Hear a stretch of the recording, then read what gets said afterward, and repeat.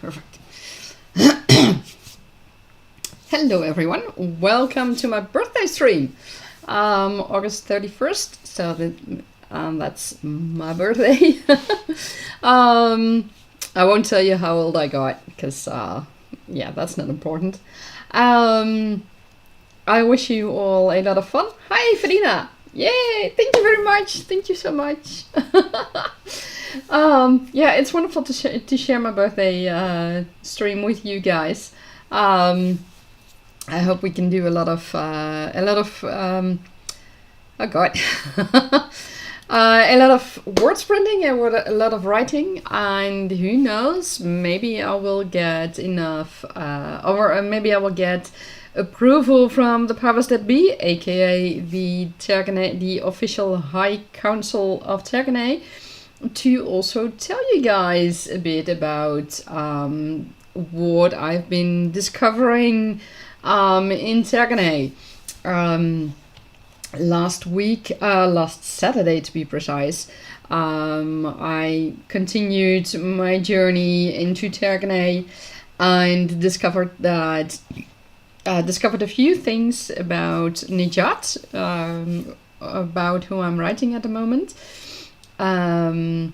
It's fun to write, not always easy, because it's my background story for the relationship between Najat and Naja, and it's one that I still do not have an outline for, so that doesn't always make it easy, but that's okay.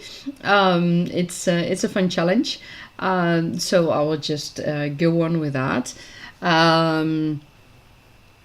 I need to check one.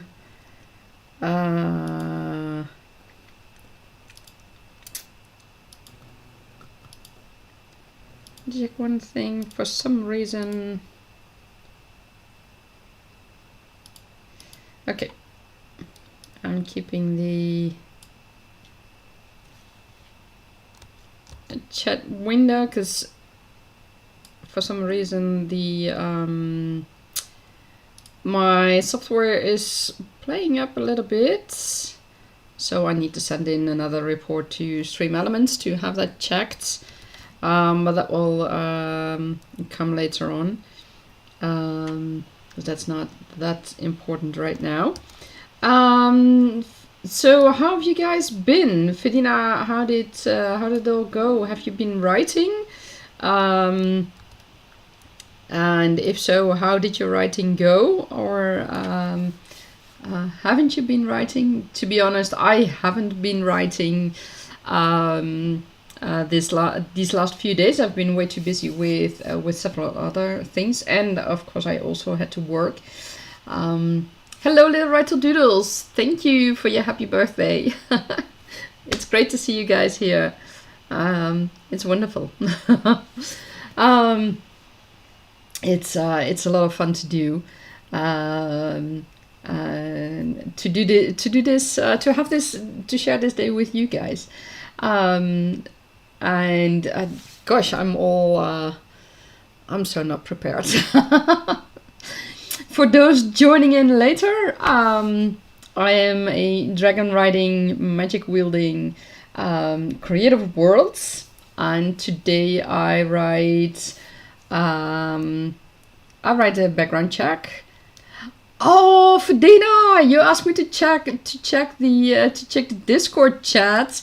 You just made an awesome Inky Wink Beats for me. Oh, let me see if I can share that. I have no idea if I'll be able to do that. Let's see, how can I share that, because this is awesome. Okay, let's see. Can I somehow share this with you guys? Okay, why can't I download it? Let's do that differently. This is the one I'm looking for.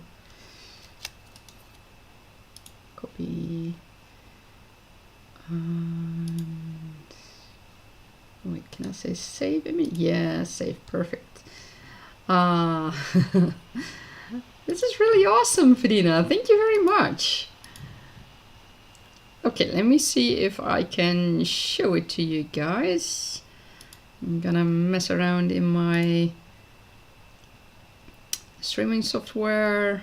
Image here. Wing Beats birthday edition. Let's see if I can show it, because Fedina really made an awesome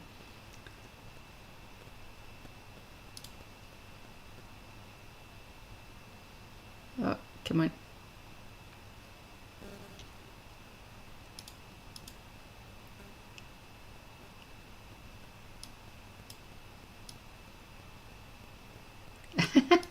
Okay,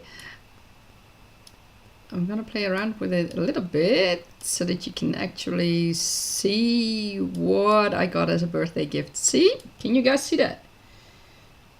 Let me see. Let me check. Can you guys see that? Yes! Yes, this is it. That is really an awesome birthday gift. I'm gonna keep this. Thank you so much. Ah, that is really wonderful. So this is the first edition of the Inky Wink Beats, the official first edition. Thank you very much. I really highly appreciate that. Oh gosh, can you make me more of these? I mean, for gossip and news that comes out, that I can. For which I have the approval to tell you guys later on, because I mean that would be awesome to keep on going in this style, because that's, yeah. It's really great. Thank you so much. Thank you. Oh gosh. Now you're making me blush. Yeah. I'm so glad. This is wonderful, and it's a great style of what I had in mind, and yeah, that's wonderful. Thank you so much, Fedina. Thank you, thank you. This is wonderful. Okay, so let's see.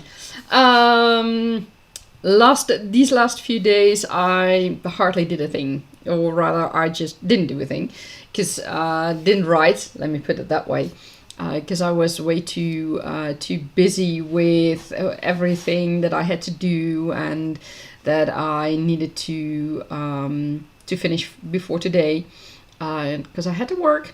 I also have a regular daytime job. Well, partly really early in the morning, but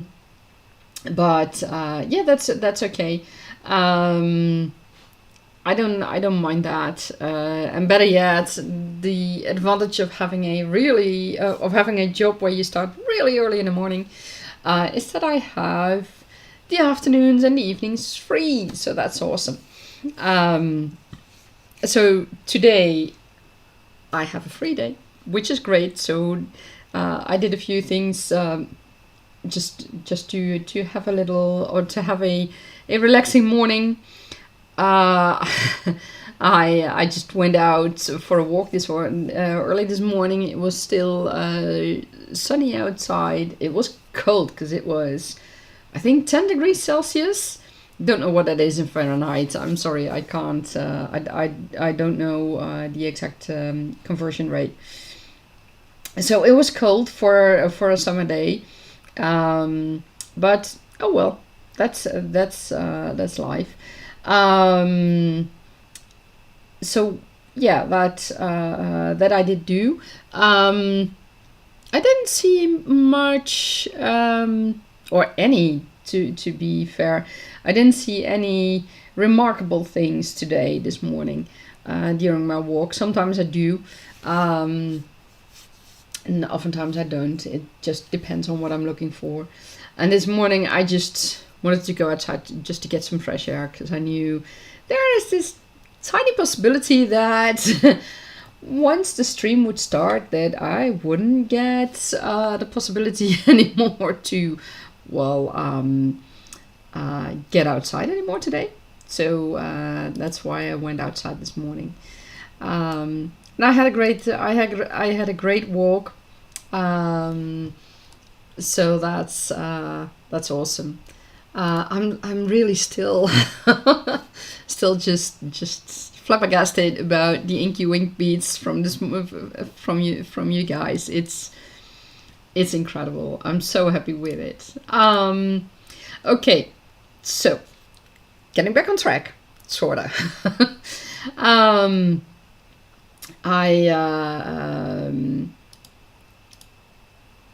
Yeah, let me see, where was I last time with my writing?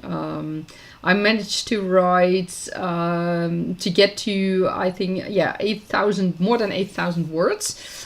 My goal today is to get to 10,000 words, and hopefully, I'm really hoping for that. The Tergaenae High Council will allow me to share some news that I pick up. I'll have to see about that, but that's the challenge. That's the challenge. So that's okay. And I will definitely go on with Najat's and Naja's story, because that's an important one to keep on going. And I don't know where Najat's gonna take me, because at the moment I'm still focused on Najat, because there was a problem with a flutter nymph. I think I told you guys that last Saturday. So he and his team are going to see if they can help the flutter nymph's family, because they are being threatened. And from there, I don't know where the story will take me. We'll have to see. I do know where I need it to end, sorta. I have a pretty good idea of where Najat will be when I start my first book. And from there I'll continue. And Fedina and Little Writer Doodles, what are you going to work on today? I'm very curious to hear what you guys are going to work on. And what kind of goal do you have set for yourself? It's always fun to see that from other authors. Like I said, I have a goal of 10,000 words. My word count goal is not so much that I want to reach that amount of words. For me, it's important to keep track of things, to see how I'm going, or how my story is progressing, and having a word count goal is a way to do that. It's not the end goal. Little Writer Doodles, you're plodding away with reshaping chapter 2, half editing, half rewriting. Oh, that sounds like a good challenge for today. I hope you can manage to do that. I hope you have a nice and relaxing day today at home or wherever you are to join us in several writing sessions. Okay, so I'm going to... Right. Because that's... oh, I'm sorry. I clicked something wrong. My apologies. Oh, now I see what my software was doing. No, I need the other one. Okay, why is it acting up? Okay. Good. Fedina, you're going back, finishing and filling in missing chapters that I have for your book that you skipped. Awesome. That sounds like an excellent plan. Okay, well, I've got things sorted out, it seems. With my software it was a bit finicky, but now it seems okay. Now it seems to do what I want. That side, yeah, good, that's what I wanted. Okay, so are we ready for another chapter? Writing for another sprint session to see how far we can go with our projects today. I'm looking forward to it. And oh, before I forget, did you bring your snacks and did you bring your drinks to keep going? Little Red Doodles, you say good luck to you both as well. Yeah. And Fedina, yay, good luck on chapter 2, Little Writer. Yes, it's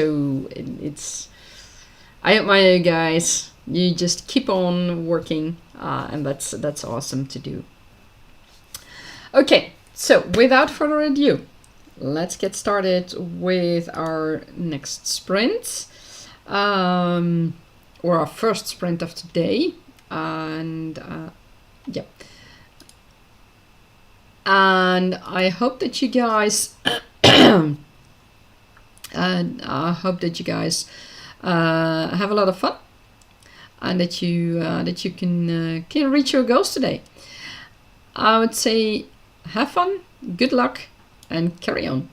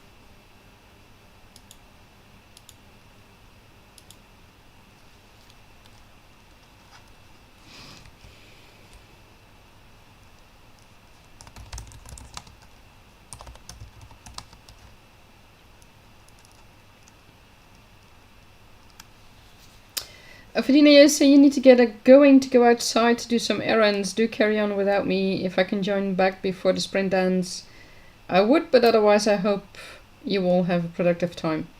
Oh, thanks for letting us know. Well, I'll continue doing sprints today. I might go well into the evening, like a couple of weeks ago when we had that a very productive day, afternoon and evening. So be sure to check back in and see if you can still join in the sprints. And good luck on your errands. I hope everything goes well.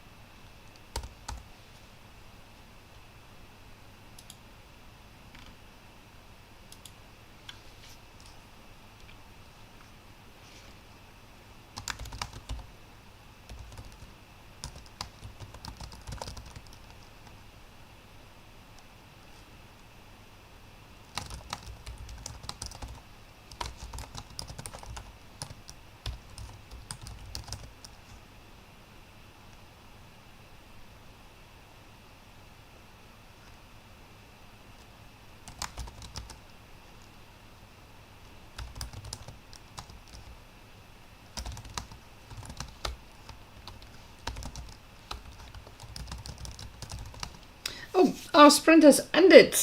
I almost forgot to look at it.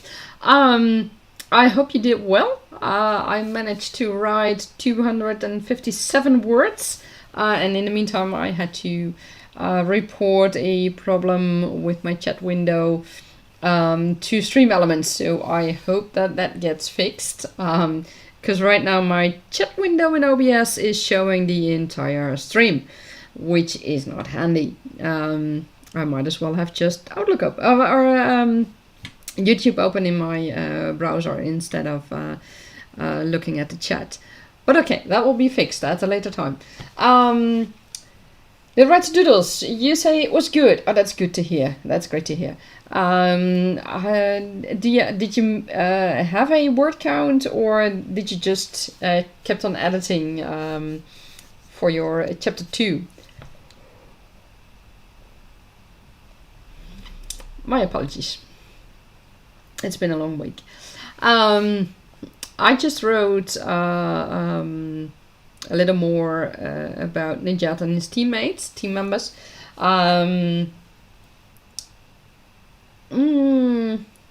They have. I can tell you that's not a secret. They have met up with the officer and the second in command again, and they are going to see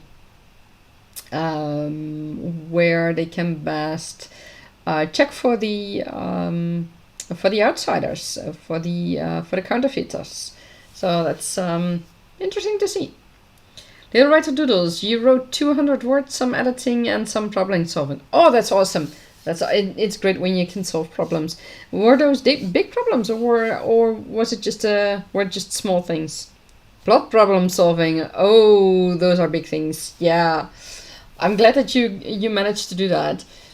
And was it for the main plot, or was it a part of a side plot? What can we think about that? And it's yeah, like I said, I'm still writing my background story for this relationship.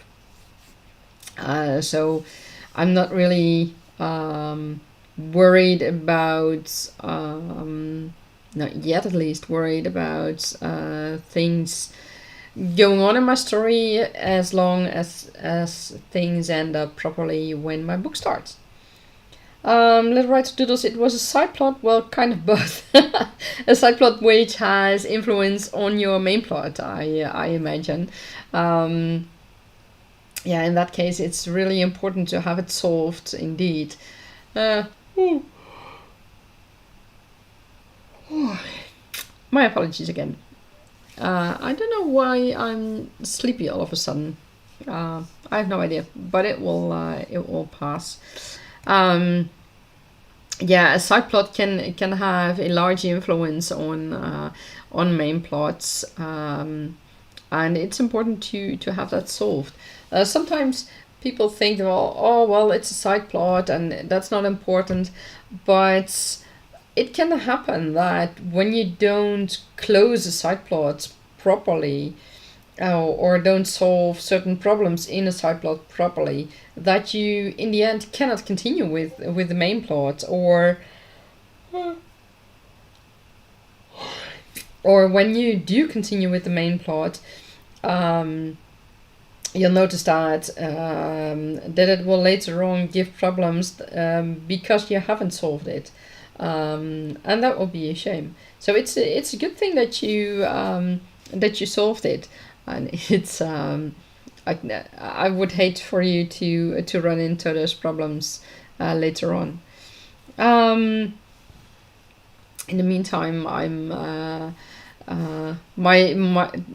mine is not a side plot. It's really a prequel to my main books, and so far I'm focusing on Najat, but that's okay. It's a part that we need to know, and the fun part is he will be confronted with a few things, or I expect that, so that he has to go back to Dragon City and meet the delegation from the other kingdom. Little Writer Doodles, the main character interacting with someone else, and it was all needing to be changed to fit with your changes you made in other edits, but also having to do some serious avoiding exposition. Oh yeah. I especially the last one I can relate to. I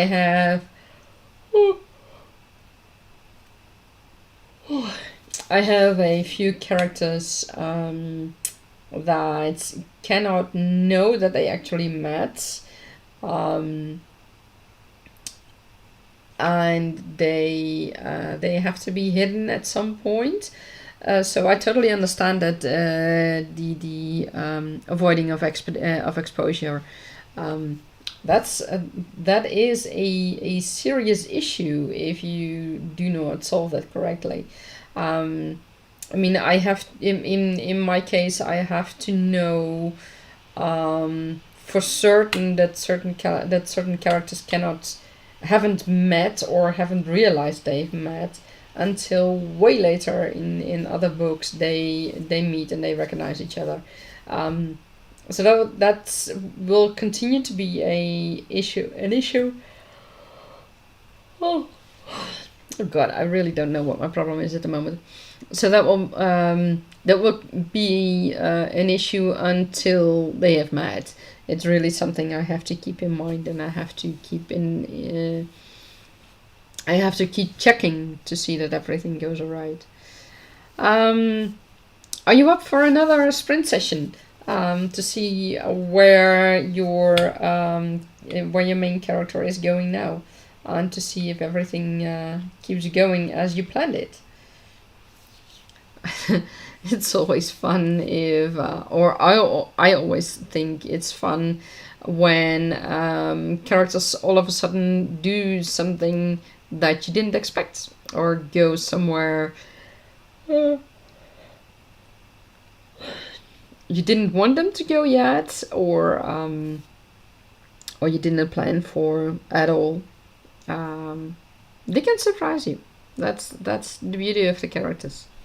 The right, so doodles, you give it a go. Oh, perfect. In that case, let's go for another sprint. Oh, I see I haven't changed back. Let's change back.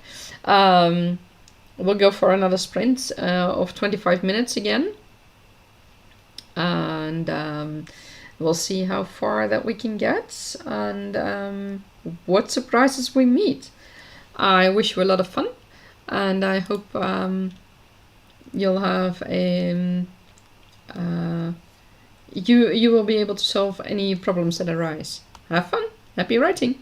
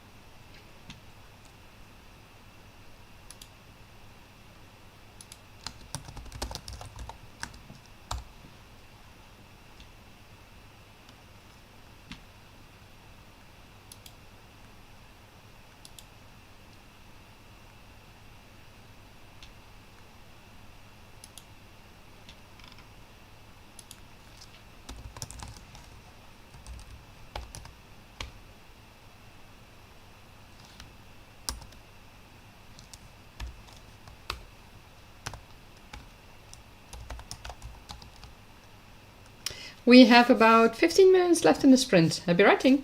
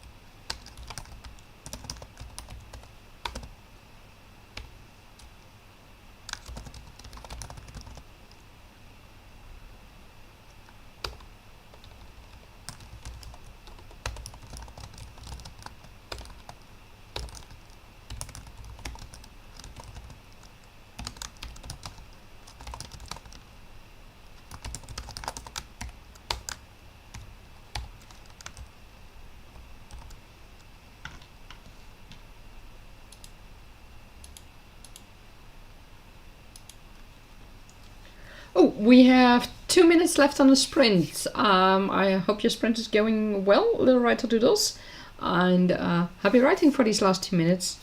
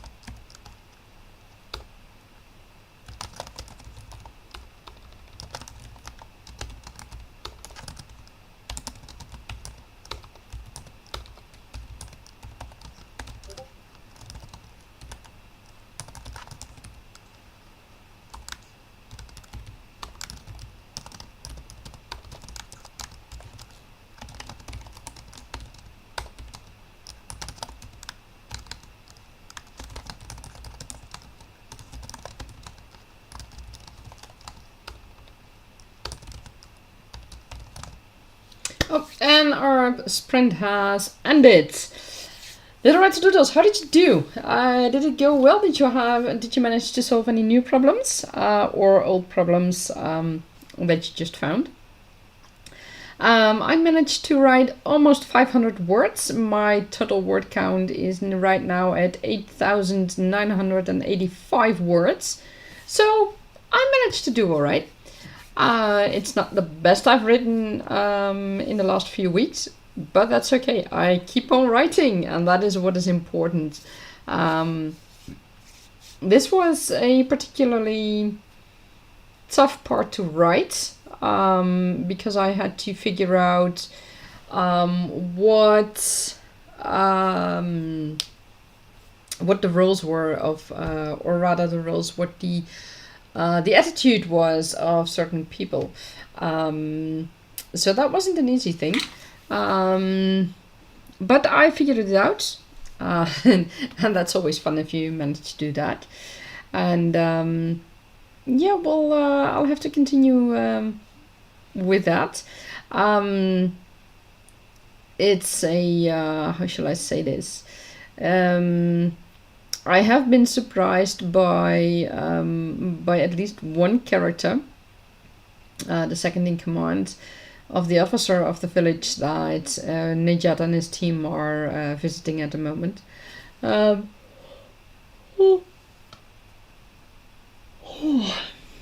My apologies again.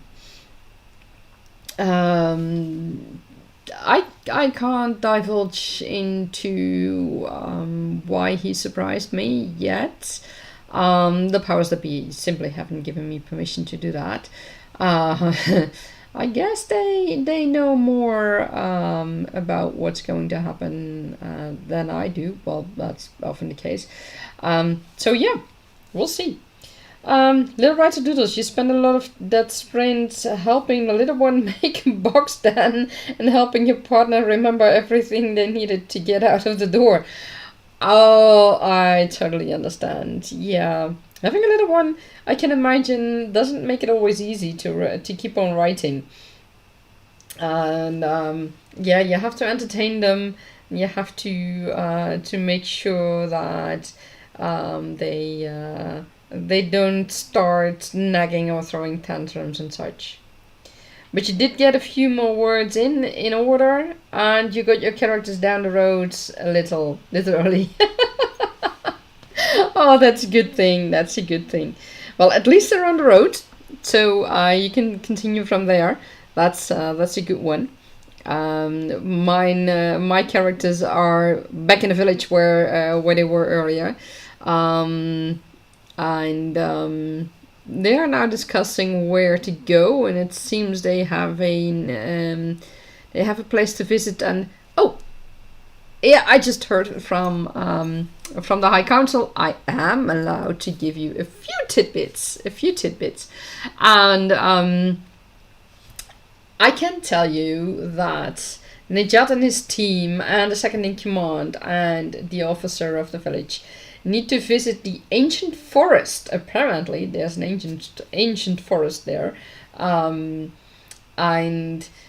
many people who go too deep in the forest surrounding the ancient forest come back haunted and or with a haunted feeling. Let me put it that way.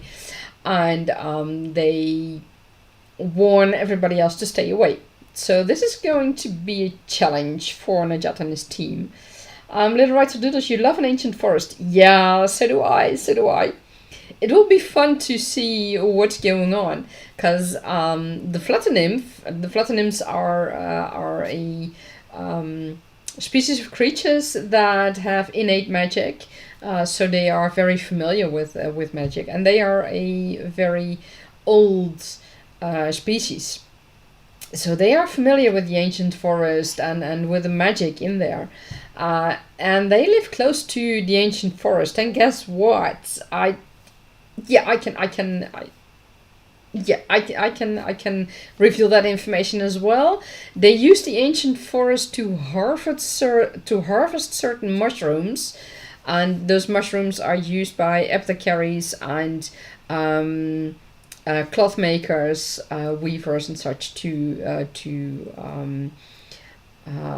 dye certain threads or cloths and such. But also certain mushrooms are used in potions and such. So it is important that they are harvested in a responsible manner.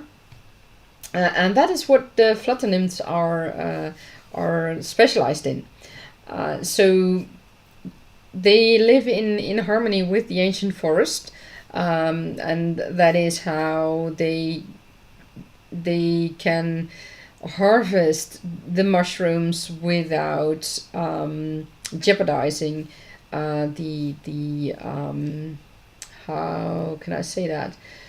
Without jeopardizing the mushroom, the mycelium as a whole.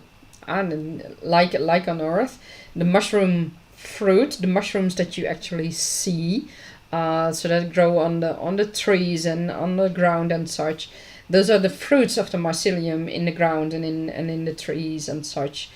And the flutter nymphs know exactly how to deal with that, and they harvest responsibly, and they don't take too much. And in exchange for harvesting those mushrooms in the ancient forest, I mean, it's the ancient forest, it's filled with magic, so the mushrooms are filled with magic as well, and apothecaries highly appreciate getting those mushrooms from the flutter nymphs. So in exchange for that, the flutter nymphs are protected. They if needed, they will even be given food or other things they need to be safe and to be healthy. So they will be treated when something has happened and and things like that. And right now, the outsiders, this band or this group of thugs, has threatened this family of flutter nymphs in such a way that the flutter nymphs feel they have no other choice but harvest more than what is basically responsible in order to stay alive at all, for the whole family to stay alive at all, which of course is a very bad thing. Literally, the thugs say, okay, here's what we do. You give us more than half of your harvest, and in exchange for that, we will keep you alive, the whole family. I mean, what on earth? So yeah, flutter nymphs are seeking help, and this flutter nymph in particular is working for the winky the inky winged beasts, and so was in a position to go out and ask for help, because he was not participating in the process of harvesting those mushrooms. So that is why it sought out the help of Najat and his team. So yeah, it isn't going to be easy, because Najat and his team and that second in command and his officer need to find the family in the ancient forest. Most of Najat's team doesn't have any magic.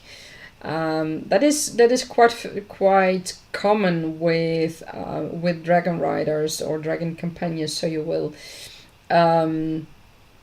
There are a few who have innate magic, but many of the dragon riders or the dragon companions do not have any magic. So when they are confronted with such a magic as that is in the ancient forest, they might not be so willing to go there. So Najat will have to do some talking to his teammates. I mean, that's part of it. The second in command, well, he kind of surprised me, because he just kicked his chair down to the ground after hearing how the flutter nymphs are threatened. He is in a way more violent than I expected him to be. But it might turn out to be a good thing. So we'll have to see. Little Writer Doodles.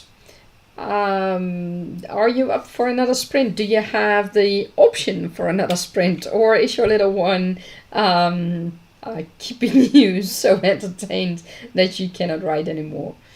Oh, before I forget, I have a little treat.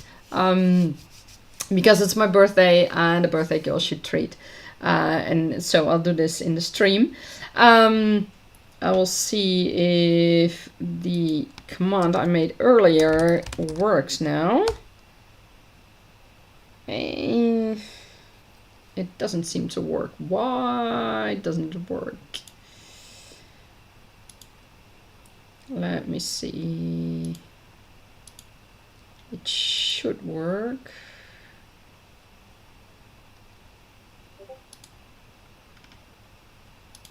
Interesting. Okay, since that command doesn't seem to work, I'm gonna do it differently. I have to figure out why it doesn't work. Okay, in my studio Discords, which I have now linked in the chat, or I'm about to studio Discord. That's the one. I have posted a constructed language, which you are all free to download. I will post it in the Nano Discord as well. Let me get it for you there. Where did I leave it? There.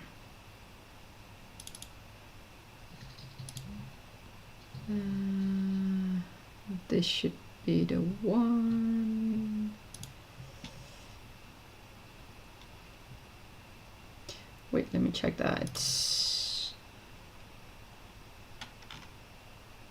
Oh, damn. That's the wrong one.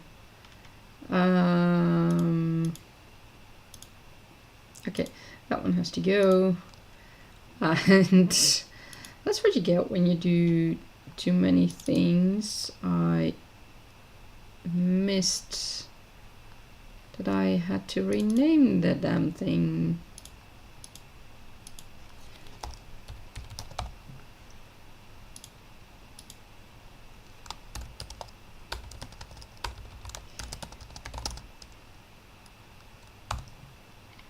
Let me quickly check. Yeah, this is the correct one.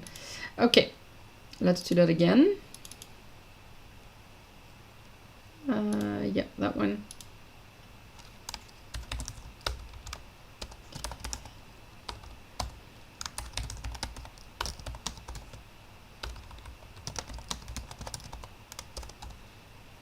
Okay, so this is a constructed language I made. It's a very simple constructed language. It has a dictionary of English to Messagian words and Messagian to English words, and you will find grammar and spelling rules in there, information about nouns and numbers and things like that. So I wish you all a lot of fun with it. If you are not in my Discord yet, you can join it through the link I just posted in the Discord or in the chat, and that is the link to my studio Discord, which is specialized in world building, and where you will also get more information about about Jane's Pet Galore and Agenoma Chronicles and my books in the future, at some point in the future. Hello Leora, welcome! It's so great that you joined as well. Little Writer Doodles, you are up for another sprint. You might be here and there, but good to have the time to get some bits done between games. Awesome, awesome. So we'll do another sprint in a short while, very soon. Leora, how are you doing? How did everything go with your errands? I hope it all went well. Little Writer Doodles, Leora, I know Leora from another Discord. She's a fellow writer, and she's here for the first time. Leora, it's good to be here. Thank you. I'm happy you joined. And if you haven't already, subscribe and you'll be notified of new streams. I try to stream every Saturday at 2 p.m. Also for everyone who visits later. I stream every Saturday at 2 p.m. Central European summertime. That's Amsterdam time for those wondering. And I do writing sprints, and in the future I will also include some word games in between the sprints to keep us all awake and to keep us at our toes. Leora, you got your vaccines done. One of them hurt like a mother floofer, but I need them for your Jordan trip, so you try not to panic. Oh my. So you're leaving for Jordan. Oh wow, that's incredible. And are you going there for your work or for a holiday? I can imagine Jordan isn't the easiest country to go to. You will, I assume that you will need some protection of sorts, protective clothing, or are you in a resort somewhere? You also got some guests tomorrow, so I got a shit ton of snacks. Oh. What kind of snacks do you have? Let me know if you have some typical Dutch snacks. I'm always intrigued or interested in hearing about them. You have a holiday in October. Oh, that's great. That's awesome. And Little Writer Doodles, what are your favorite snacks? I totally forgot to ask. And do you guys have your snacks and your drinks with you while writing? Because that is very important. You need to stay hydrated. And you need to make sure that you have had enough to eat and a snack to treat yourself after things are going well, or to keep you going if things don't go well. That is my mantra, especially during NaNoWriMo in November, but also with the sprints like these. And I mean, it's awesome when you can reach your goals. But sometimes you just need something extra to go on. So Leora and Little Writer Doodles, are you both up for another stream? For another stream, I'm sorry, for another sprint of 25 minutes to see how far we can get and what we can achieve during the sprint. Your Nutella, and speculoos for pasta for bread. Oh gosh, dried banana slices. Yeah, those sound good. Borrelnootjes. Yeah, I'm gonna stay away from those. Beefy sausage. Ooh, oh wow, it's a long time since I've had beefy sausages. 3 little cheeses. Oh, which one did you get? Filled pepper, olives, cranberry, and peanut mix. Ooh, let's go. You'll put your groceries away. I'll wait until you've put your groceries away. Because, yeah, those are very tempting. I mean, dried banana slices, yeah. Do you also eat Nutella just straight from the jar? I mean, that is so tempting.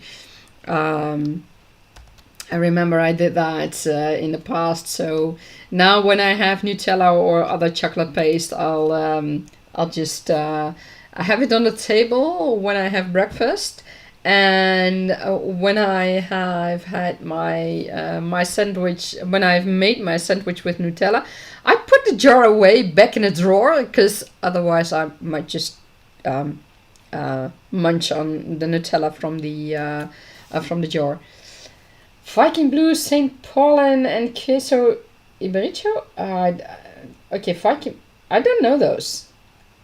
It was a 3 for 5 deal. And 30% off. Oh, that's awesome. Little Writer Doodles, you love toffee popcorn. Oh, that sounds delicious. And chocolate. Yeah, I really have an addiction to chocolate. I really need to be careful with that. But you have to have the dairy-free version. Yeah, same here.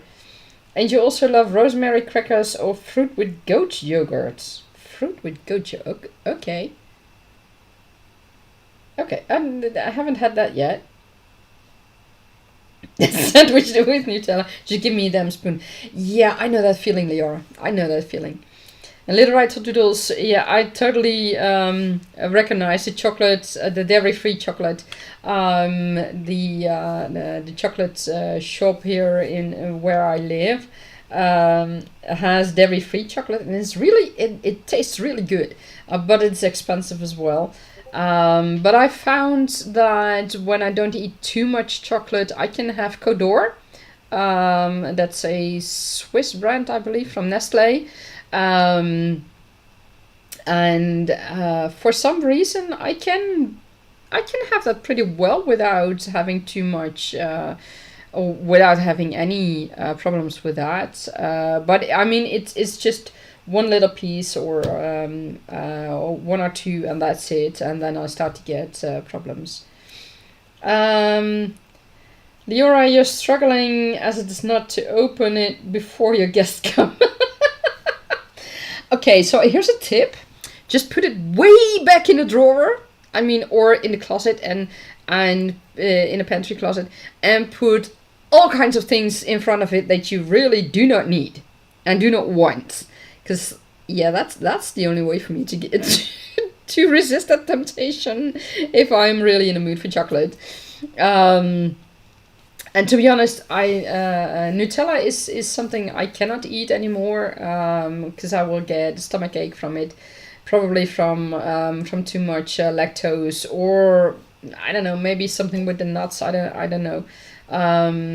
That's possible as well. If I ask my allergy specialist, probably he'll say that is the cause of the problem. But I can have other chocolate pastes. So the like Duo Pinotti. I don't know if people outside the Netherlands know it under that name. But yeah, that's tempting as well. It's the best tip. Yeah. Oh, well, I'm glad I could give you that tip. Good luck with it. Okay, so are we ready for another 25-minute sprint to see where we can get and how far we can take our characters. Do you guys have any I don't know, any hardship for your characters in mind? 'Cause I would love to hear about that after the next sprint. Perfect, let's go. Little Doodles, are you ready as well? Then we'll start another sprint of 25 minutes. That will be our third sprint of the day, I think. Little Doodles, you are ready as you can be. Excellent. Let's start. I wish you all happy writing and good luck for your characters. I know some of mine are gonna suffer. Enjoy. Oh, wait, something went wrong. Why are things not working as they should right now? Let's do that again. Yes. Okay, perfect. Have fun.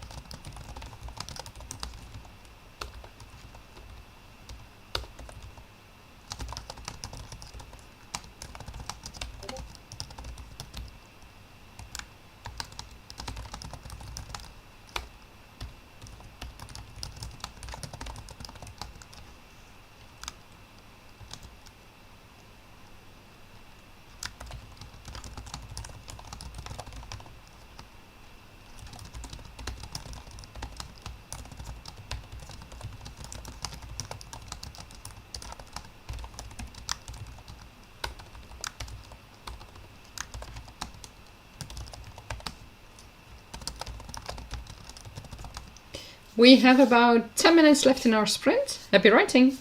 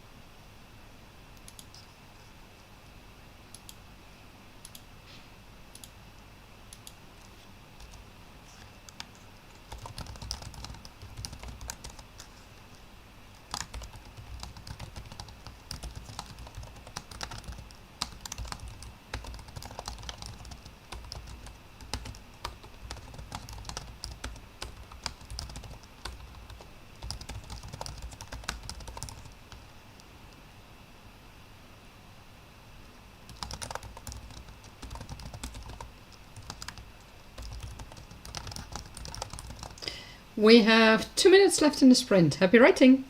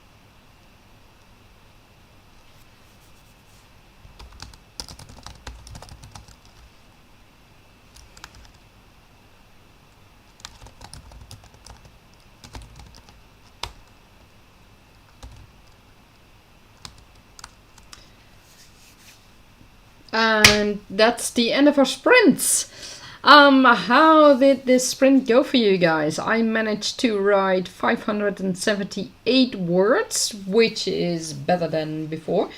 Well, I've run into a few surprises, but that's okay. It's a good thing. Leora, you ask if I have any more birthday plans after the stream. I have no idea. Dida, welcome. You have double sound? I haven't heard about that. Let me take my... let's see. Wait a moment.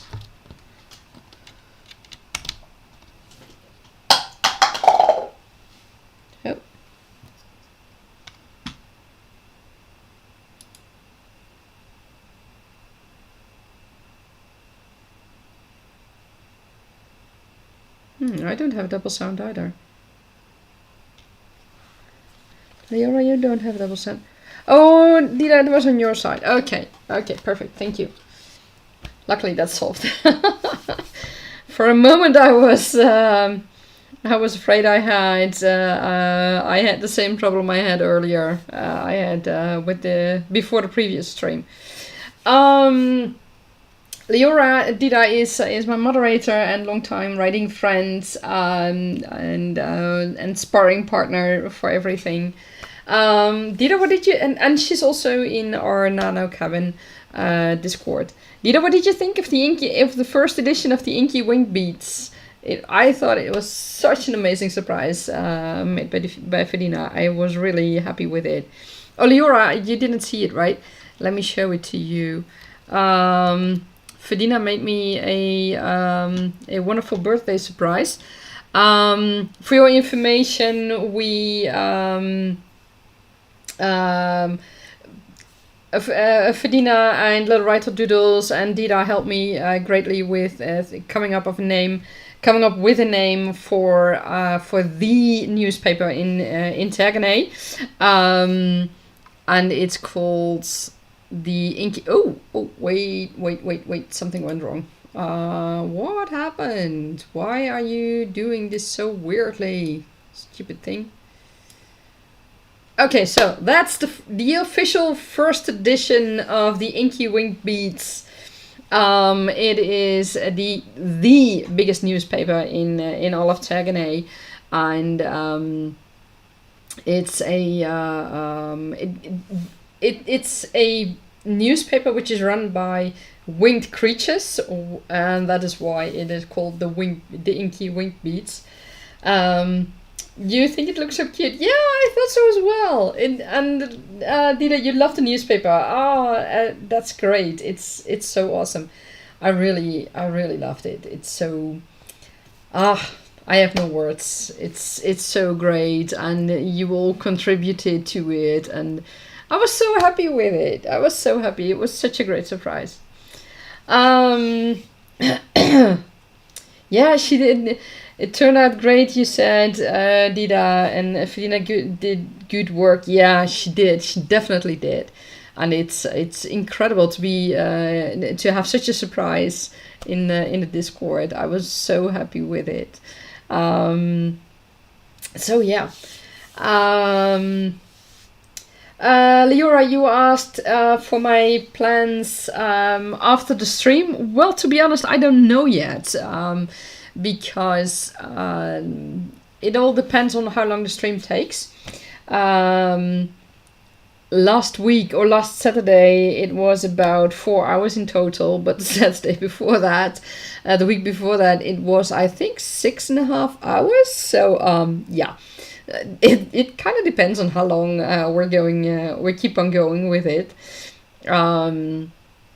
I don't have any set plans yet. If we end early, I might go to a restaurant pickup place to pick up some favorite sushi noodle order. If not, I'm going to pick up that tomorrow. It all kind of depends. Yeah, and for the rest, I'll just see. I decided to take an easy day. Leora, you're saying I'm more than welcome to share my going live in the Discord whenever I go live. There's a channel for that. It posts automatically for Twitch, but not for YouTube. Long streams are the best. Also, that sounds yummy. Yeah. Oh, and thank you for giving me permission to post my live streams in your channel, in your Discord. I highly appreciate that. Yeah, I decided to not go to Twitch for various reasons, but one of the main reasons, or the main reason, is that I want to do more with my channel than only live streaming. In the future, starting tomorrow, I will also have daily writing prompts in shorts. I'm working on a author podcast, and in which I talk about my author journey, and I will have a podcast about Tergaenae, so that's also in the works, and I will have just normal videos, shorter and longer, 5 to 10 minutes, 15 minutes maybe. With tips and tricks and other things that could be useful when writing. So that is that is why I chose to go on YouTube, and it's too much for me to also go to Twitch. I really looked at both platforms, but yeah, YouTube offers me more, so hence the choice for YouTube. Leora, you mean you don't need? I don't need your permission for it, but I realized you never did because you said you stream every Saturday. Yes. Yeah, I didn't know anymore if I asked you permission for previously. So yeah. So thank you. I mean, it's your Discord, not mine, and I think it's important that the one whose Discord it is also okay with me sharing my live streams on your Discord. So thank you. Each their own, of course. Yeah, you're right. Dida, thank you for your happy birthday wishes here in the live stream as well. I really appreciate it. Fedina was here earlier on. She had to go, but maybe she will hop back on later again after she's run some errands. And yeah, it's great to be able to do this birthday live stream and to share it with all of you, and to do these live writing sprints. It's great. It's funny. And Leora, the Inky Wink beats are on a whole different subject. The Inky Wink Beats is the newspaper in Tergaenae. They are run by winged creatures, and one of the winged creatures species running this newspaper is the flutter nymph. I don't have a sketch or an image yet for the flutter nymph. I'm working on that, but it's a beautiful creature, but I cannot say any more about that because the powers that be haven't given me permission about that yet. So yeah, I cannot do that yet. And there are more small winged creatures that help with the setup and gathering news and gathering gossip for the Inky Wink Beats. And the Inky Wink Beats itself, the newspaper itself is printed on a magical press. I mean, how else? It's a magical world, so why not a magical press? And the newspapers are pushed on a stack, and that stack will go in a whirl up through the ceiling. There's a hole in the ceiling, and all the winged creatures will pick up the newspapers and deliver them to those who have subscriptions to them. So that was all the information I was allowed to tell you guys, and hopefully the powers that be will allow me to show you more of it in the future. And the Inky Wink Beats is full of news and gossip. And in the previous live stream, I didn't know yet what the flutter nymph was going to do. Was it looking for news? Was it looking for gossip about Najat? I mean, Najat is a prince from Dragon City. So he's of course interesting for the Inky Wink Beats. So I wasn't sure yet, and now it turns out, or at the end of the stream, I have to correctly say, it turns out that this particular flutter nymph was looking for help with his family. So that's how it all came to be. Leoya, your channel is there for a reason. Happy supporting more people. Oh, you're so sweet. No worries. Thank you very much. I'm catching up with you guys about the sprint itself. How did it go? Did you manage to solve some problems that you had, or did you put your characters through the worst that was possible? What happened in your writing, or have you been editing? I'm very curious to see how that goes, how it went.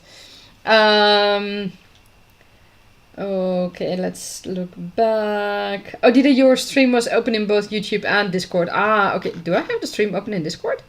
Oh, okay. I didn't even know that. It doesn't matter. That's okay. So that's a good thing. So it's very good that that problem is solved. Leora, you're just lazing around in the garden reading. The sun is being a dodgy little shit though. Clouds. Yeah, I'm starting to see grey clouds coming in as well. Some are a bit darker than others. So I kind of hope that the rain is staying away now. It rained earlier. But in the morning it was beautiful with the sun, but it was cold. I mean, it was 10 degrees. Can you imagine that? I mean, it's the end of August. It's still summer, and it's 10 degrees Celsius early in the morning. So yeah, it's not summer. Something's wrong. Dida, you haven't written much fantasy today, but you're working on sending out 5 chapters to alpha readers. And I was so... Can I say that? Can I say that? Because I got such a lovely surprise yesterday, and I haven't read it yet. I haven't had time for it. And it just began raining where you live. Actually, you can't help but much. You can't, you was asleep. Ah, okay, totally understanding. Close to freezing at night where you live, Dida. Oh, wow. Leora, you're not waking up before you can leave the house in a dress without freezing. How do you do that in the winter when it's freezing 10 degrees? Just a question. Dida, sure you're allowed to say, thank you. Dida gave me a wonderful surprise, a birthday surprise late yesterday, and I got the first part of her story. Oh, my phone is ringing. One moment, I have to see. Oh, one moment, I have to take this one.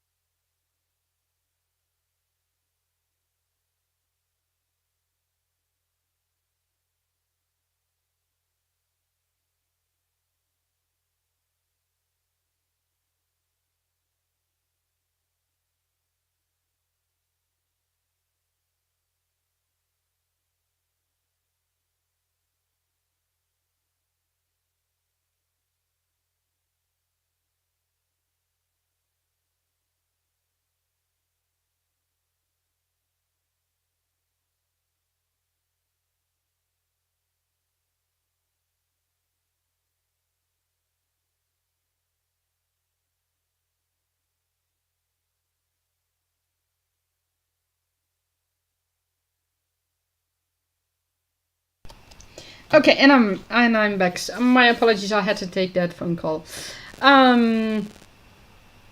Your winter leggings, yeah, excellent. That's a good solution to going outside while wearing a dress when it's freezing outside.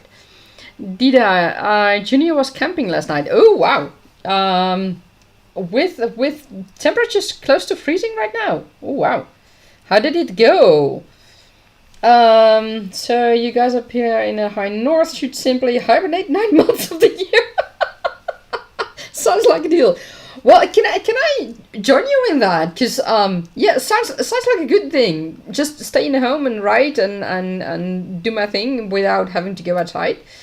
Well, at the same time, I also like to go for a walk. How do we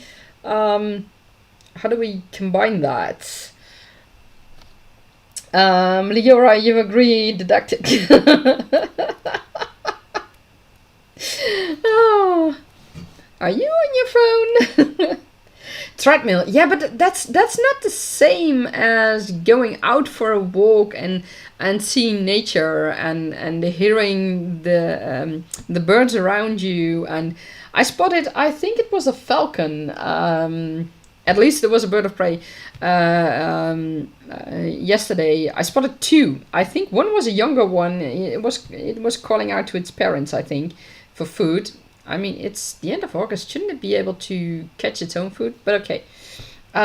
So those are the surprises you can get when you just walk outside. Dida, he didn't sleep too well, but that was due to the hard ride. Oh, ouch! Yes. So he didn't bring an air cushion, whatever. How do you call that? Air mattress? Because I would expect, but it's been a long time since I slept on air mattresses.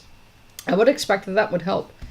Leora, desk treadmill. Yeah, but still. Oh, you do that? Oh, how does it work for you? I'm always curious about that. You're on your phone, yeah. I thought so. Leaves rustling is your favorite. Yeah, it's always such an intriguing thing also to hear. Because is the leaf rustling due to the wind, or is it because a bird was there, or maybe it was a mouse or something else with the leaves on the ground? It's always very fun to see in that. Dida, you wore a short for 2 weeks this year. We never had a bloody summer. Oh, I'm sorry. I'm so sorry to hear that. Well, I'm glad summer here was good, but it could have been better. But at least it wasn't 40 degrees like a few years ago. So yeah, I'm happy with that. Leora, it works pretty well. You can walk for 2 hours on a slow pace and just type away while working. Oh, wow. For 2 hours. Ooh, that's interesting.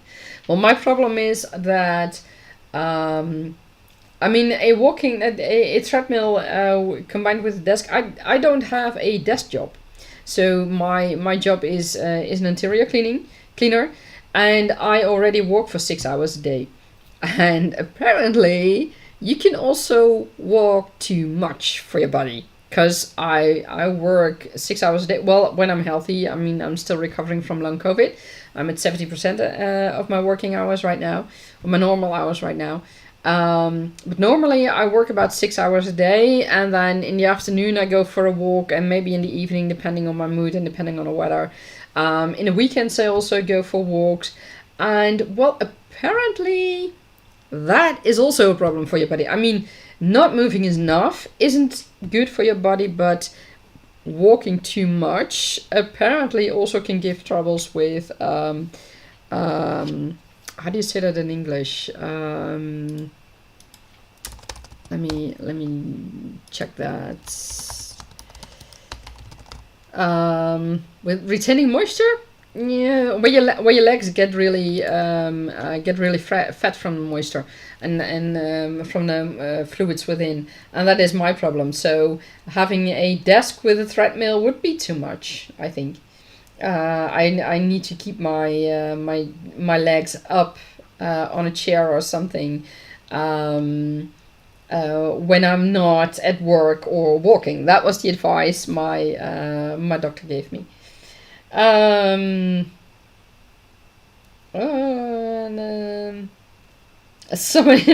summer here was awful. What do you mean?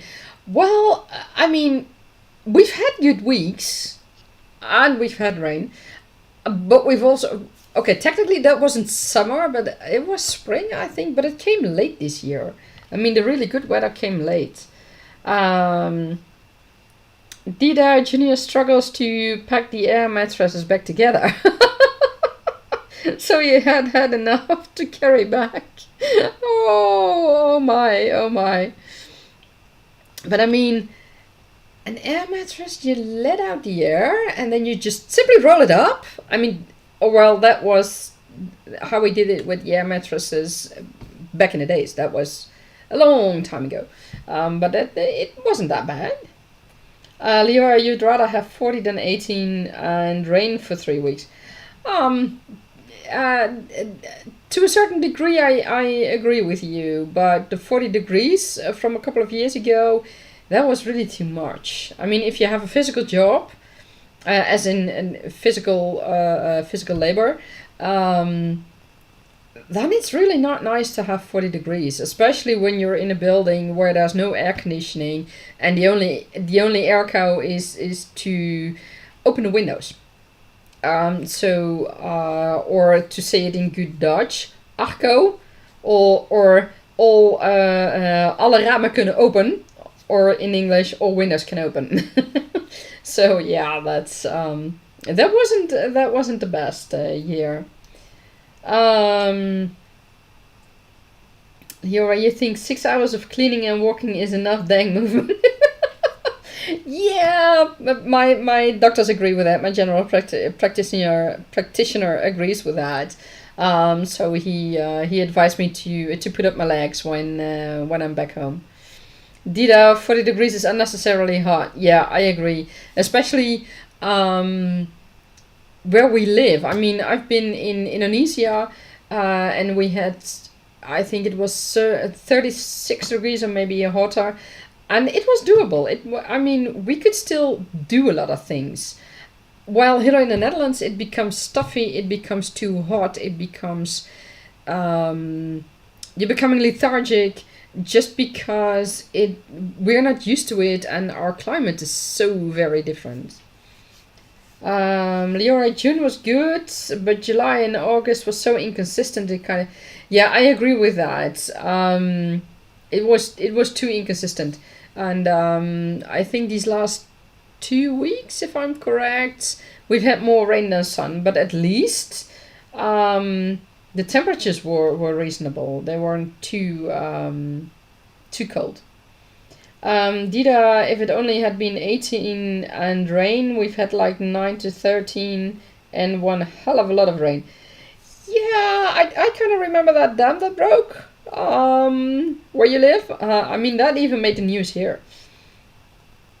Leo, yeah, makes sense. I was still at college student during that heat wave, so you were off. Yeah. Yeah, it's so bizarre.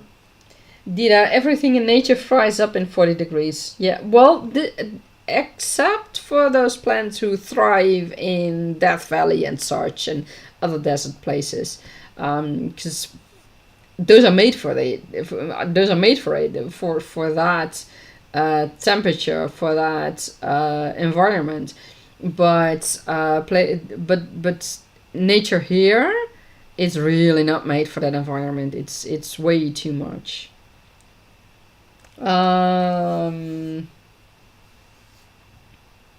Did you don't want that because of danger of forest fires? Yes, exactly.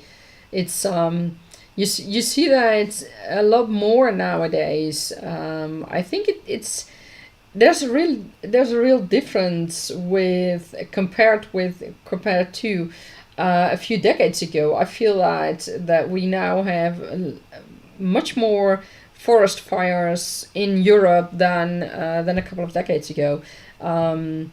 That has me worried, but I haven't got a clue what we can do with it about it. Leora humid, yeah, indeed. Dida, yeah, you were in Hungary the hottest week in 2012, where it was 47 degrees at 8 a.m. and it was actually okay. 47 degrees, oh my, I can't think of that. And everyone, thank you for the birthday wishes and the love you are sending. Thank you so much. I can see it all popping up in the chat. Thank you. I really love it. Sorry, you mistyped it. Past 40 degrees at 8 a.m. and it was like 47 degrees in the shade. 47 degrees in the shadow. Oh my. That's way too much. I mean, that's not funny anymore. It's how shall I call it?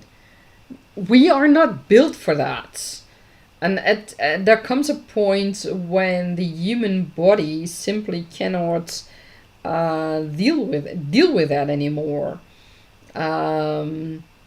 It's also scientifically it's not just us in the north.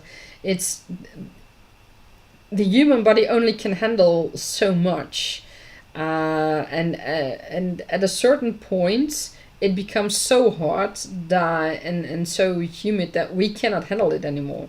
That we physically cannot handle it anymore. Leora, spam that button. Message received. Ah, thank you so much. I love it. Dida, yes, you remember lots of people struggled. Yeah, I mean, I remember it was 2019, I think. Let me check. Was it 2019? High records.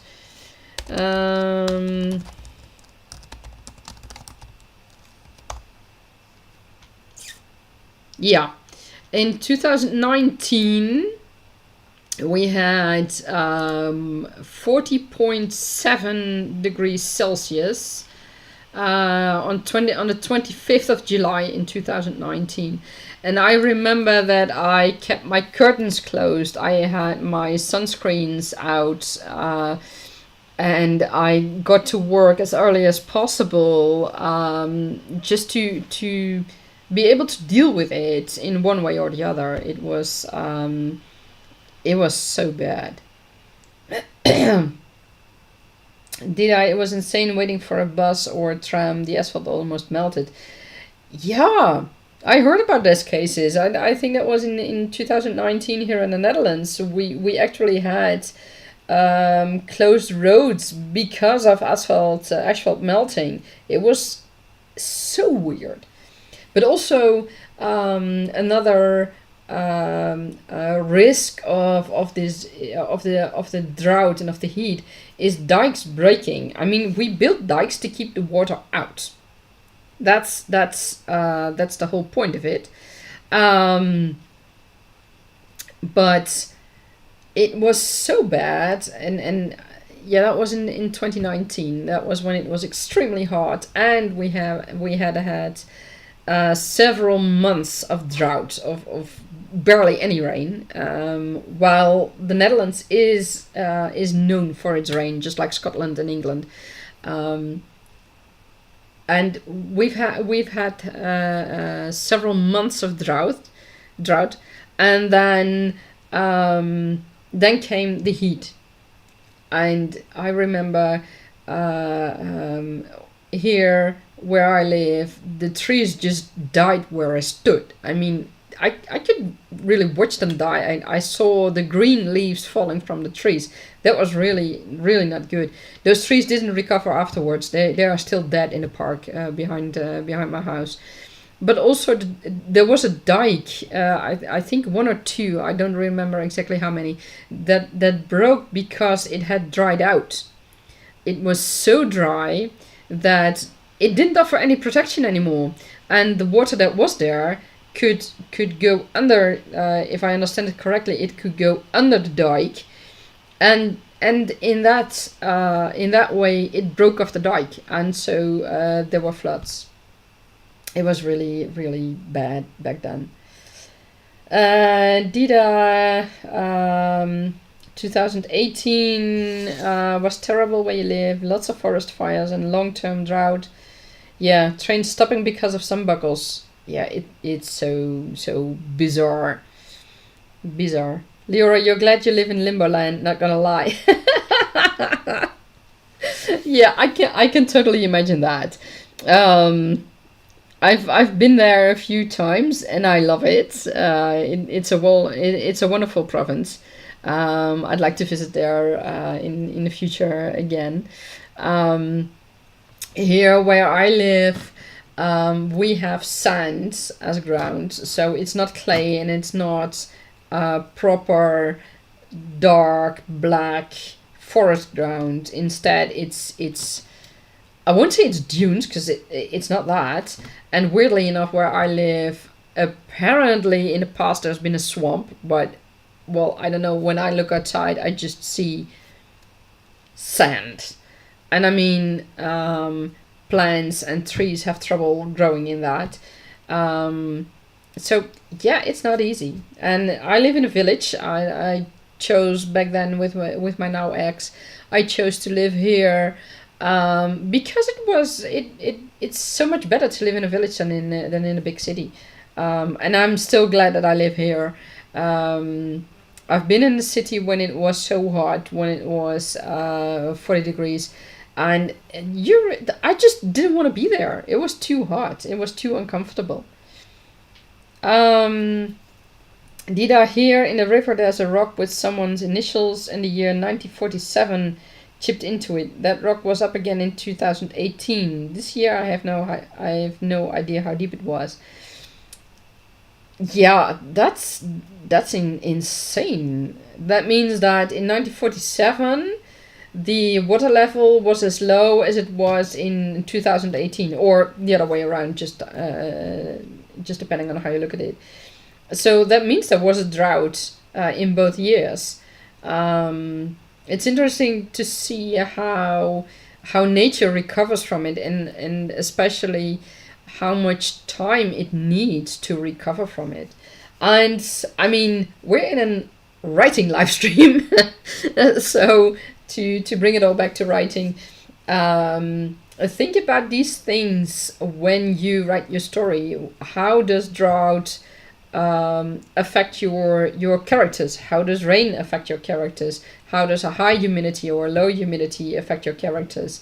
Dikes breaking, I don't know, things like that. It's all, I mean, we all go through it, but it also gives you experience. It gives you a unique look, if you will, into how things are, and that is what you can use in your story, and not only for events that happen, but also how people react on that, and how they feel about that, and do they start hoarding, like with the start of the pandemic, with the COVID pandemic, people started hoarding things like toilet paper.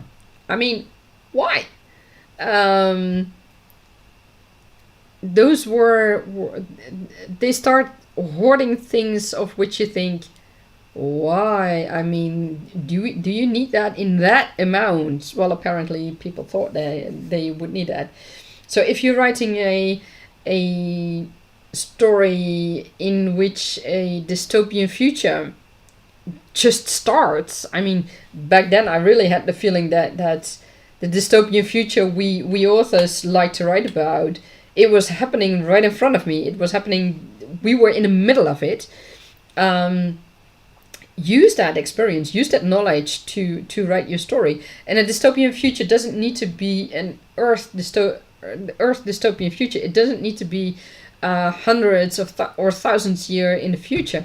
It can be in a fantasy setting, and something terrible happens, and then you have a dystopian fantasy story. That can also happen. Liora, no breaking dikes for me. No, for me, no, sure. Well, I think you guys have dikes. I mean, but I'm not sure. As a teenager, we went on a boat trip back from France to Zealand, and we came through Limboland. So there were bridges and there were dikes, but we have that all over the country. So I don't know exactly where you live, so I don't know if you have dikes or not in the vicinity. Dida, weather is important to stories. It is. It's so important. I mean, it can define if your character has access to water, to fresh water. It can define if your character has access to an abundance of food, or if there is a shortage of food. So those are all very important factors, or very important results of weather. We need to experience things to be able to write about it. Yeah, and philosophy and life wisdom. Yeah, all those things. And not only that, we need experience and we need curiosity. It's often said that that as an author you should write about what you know.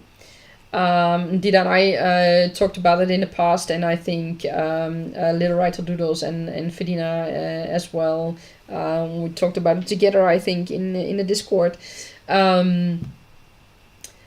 We write about what we know, but we also write about what we want to know, and don't limit yourself. I mean, if you don't know it but you want to write about it, go do your research. If you are writing a fantasy story, you are the expert of your world that you created. So don't let anybody tell you that something is impossible in the world that you created. Of course, if you are writing a fanfiction story in the world of, I don't know, Lord of the Rings or Shadowhunters or the world of Brandon Sanderson, I can't think of the name of his books right now. Of course, then you have to check how that world functions. You have to know the rules of those worlds. I mean, in Lord of the Rings or in Avatar, no, Lord of the Rings, you can't have, or Game of Thrones, you can't have a styrofoam cup showing up. Yeah, Game of Thrones people, I'm talking about you. So yeah, you have to keep in mind what is possible and what isn't possible. And so if you write a fan fiction of a certain world that plays in a certain world that somebody else thought up, then you need to abide by the rules of that world, or make it believable that you somehow break that rule. If you write in your own world, then you are the rule maker. And if I don't know, if storms and floods cause they can cause mud streams, but they can also cause fertile ground next to the rivers. When a river floods, the water also expands to the side banks, and that can cause fertile ground. So that is a positive thing. So it all depends on what works and what doesn't work. Dida, mood. It's easy to create mood with weather. Exactly, yeah. But at the same time, I think it's also a challenge. Let me give you an example. Oftentimes, when people write about sad times in a story, or difficult events or something like that, it's raining or there are dark clouds or whatever. But I was recently last week. I was at a funeral of a family member, distant family member, the boyfriend of my ex-mother-in-law. And it was 25 degrees outside, the sun was shining, and we had a clear blue skies. So it was a very sad situation, but it doesn't always mean that the weather works like that. So that is also something to keep in mind. You do not always need bad weather to display a bad mood. Of course, it's logical, no, it's not logical. It's what we are used to in stories, and sure, that's okay. But it's also good to look at the challenge and take different weather or different sounds. I mean, take a merry-go-round that has a very lively sound, it's associated with good times, and have a breakup there. Have I don't know, something bad happens there. So it doesn't need to be always the same. Leora, it's a river, but a goddamn sea. You don't wanna drown. Yeah, you're right about that. Leora, you can bend rules even in fanfic. Exactly. You just have to make sure that it is logical, that it can be explained somehow, that you bend or break that specific rule or that set of rules. It has to be there has to be a reason why that particular character can actually do that. Dida, you like to do that, choosing happy weather to sad situation. Excellent. Yeah, it's cliched. I assume that you're talking about the bad weather and bad moods and things like that. Yeah. Leora, the weather seemed to taunt my feelings. The sun shining bright upon his coffin. He would have loved this weather. We would have grabbed a soft serve together at our favorite cafeteria. And Dida, I agree with what you said. Yeah, that's pretty good. Yeah, that's a good example of how you can challenge the weather. And it's of course it's a completely different way of looking at things. And it's, I feel that it is recognizable. I mean, sure, things can happen with bad weather, but also really terrible things can happen with good weather. I remember that's now close to 12 years ago, I think, the Twin Towers in America. I remember I was going for a lunch break. I was walking outside. Back then, I was working in an office in a big city, and I was going outside, and it was nice weather. And all of a sudden, I came by a shop that had televisions in it, and all the televisions showed the same video footage. And I was really shocked, and there were so many people standing there with me, who was just as shocked as I was, and it was such a contrast with what was going on outside with us, and what was going on back there, in the United States. It was shocking. It was terrible, and it was a huge contrast. And that is one of the things that where weather can play a role. Use the contrast. Use. I think, by the way, I wasn't out for lunch because then the States wouldn't have been awake yet. I think it was later. Perhaps I was going home. I don't know. I don't remember anymore. It doesn't matter. Anyways. Use the contrast that weather can give you. That's a good way to deal with things. Dida, you heard one person speak in a funeral that took place in bright sunshine and February snow on the ground. The dead's brother said he felt the sun was shining bleakly. Yeah, I can imagine that. Yeah, It's weird how people can perceive things at that moment. I mean, the sun is shining brightly, but at that moment, for them, for people who are close to the deceased, it might feel different for them. But indeed, you chose to let that one pass. Yeah, I can imagine. I would have done that as well. Okay, enough talk about real life things, I think. Do you guys want another word sprint? And how is Little Writer Doodles doing? Because I haven't heard from you in a while. Are you still with us?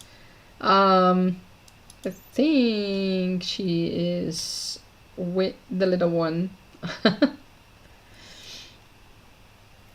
Dida, it's about Leora's comments. I have to look back. Yeah, I'm not sure which one you mean.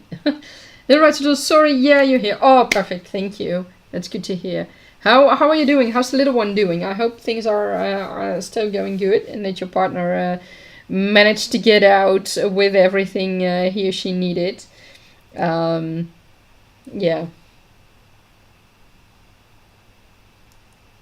Little Writer Doodles, balancing life and writing as always. Good. That's good to hear. Okay, so are you guys up for it? Girls, ladies, whichever you prefer. Are you up for another sprint of 25 minutes? There was that one word triggering mods. I think I missed that, Dida, but that's okay. And you're the mod, so that's important. As long as you're okay with that, and that's good. Little Writer Doodles, you're up for it. Excellent. Leora, thanks, Dida. Okay, perfect.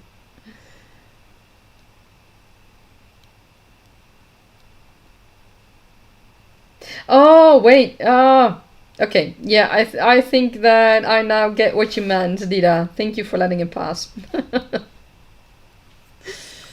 I read a little back again in the chat, and now I noticed. Yeah. Leora, are you up for another sprint as well?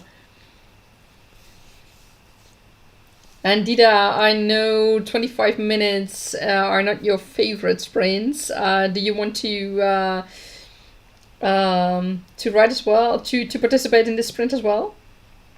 You don't know where to begin writing at the moment. Well, unfortunately, I haven't had the time to read your story properly. But let's see what how's Queen Lenise doing, and maybe you can write some background story of her past as a child, of things that influenced her. I have no idea. Let's go reading time. Excellent, excellent. Okay, then we'll start another live sprint of 25 minutes. I wish you all good luck and have fun. Happy writing and happy reading. Yes.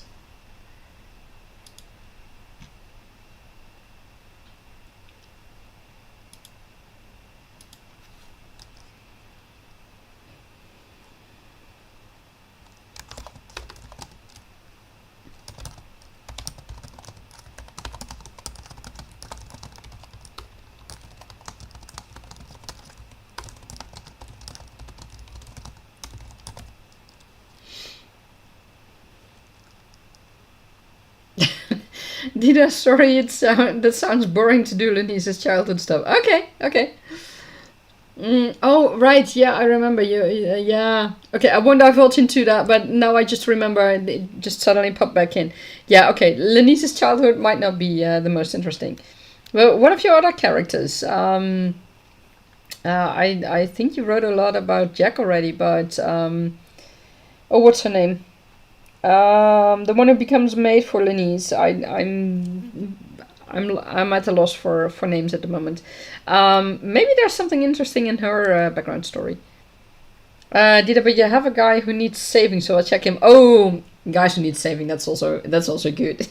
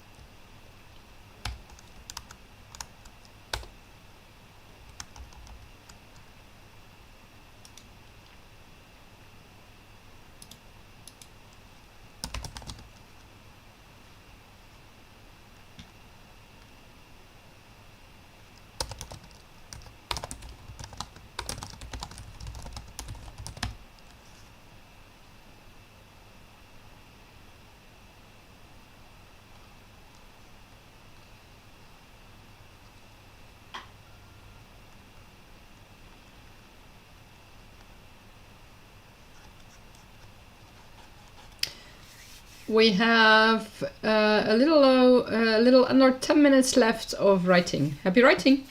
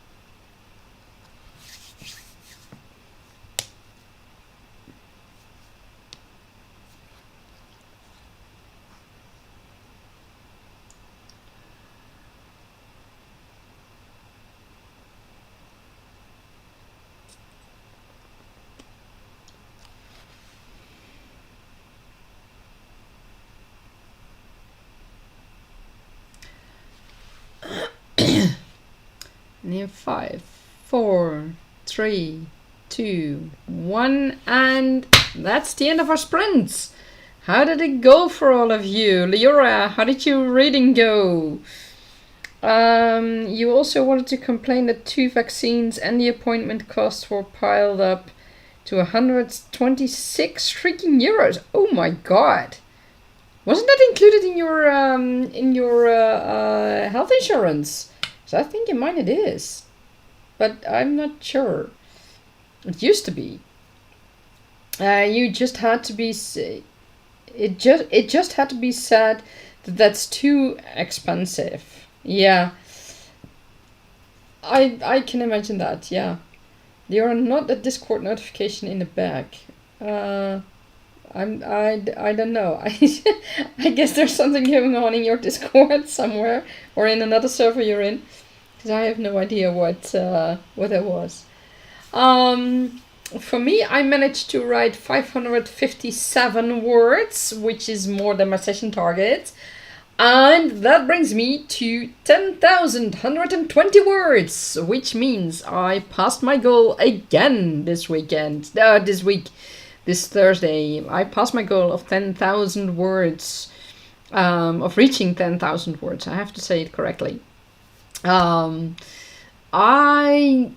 got quite the surprise, and I'm waiting for the Tergaenae High Council to give me the okay to share this with you guys, because I don't know.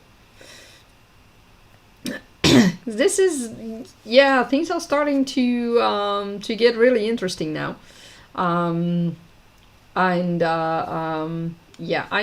no, I don't have the approval yet. I'm still waiting, because what I just discovered, it's worrisome, and it's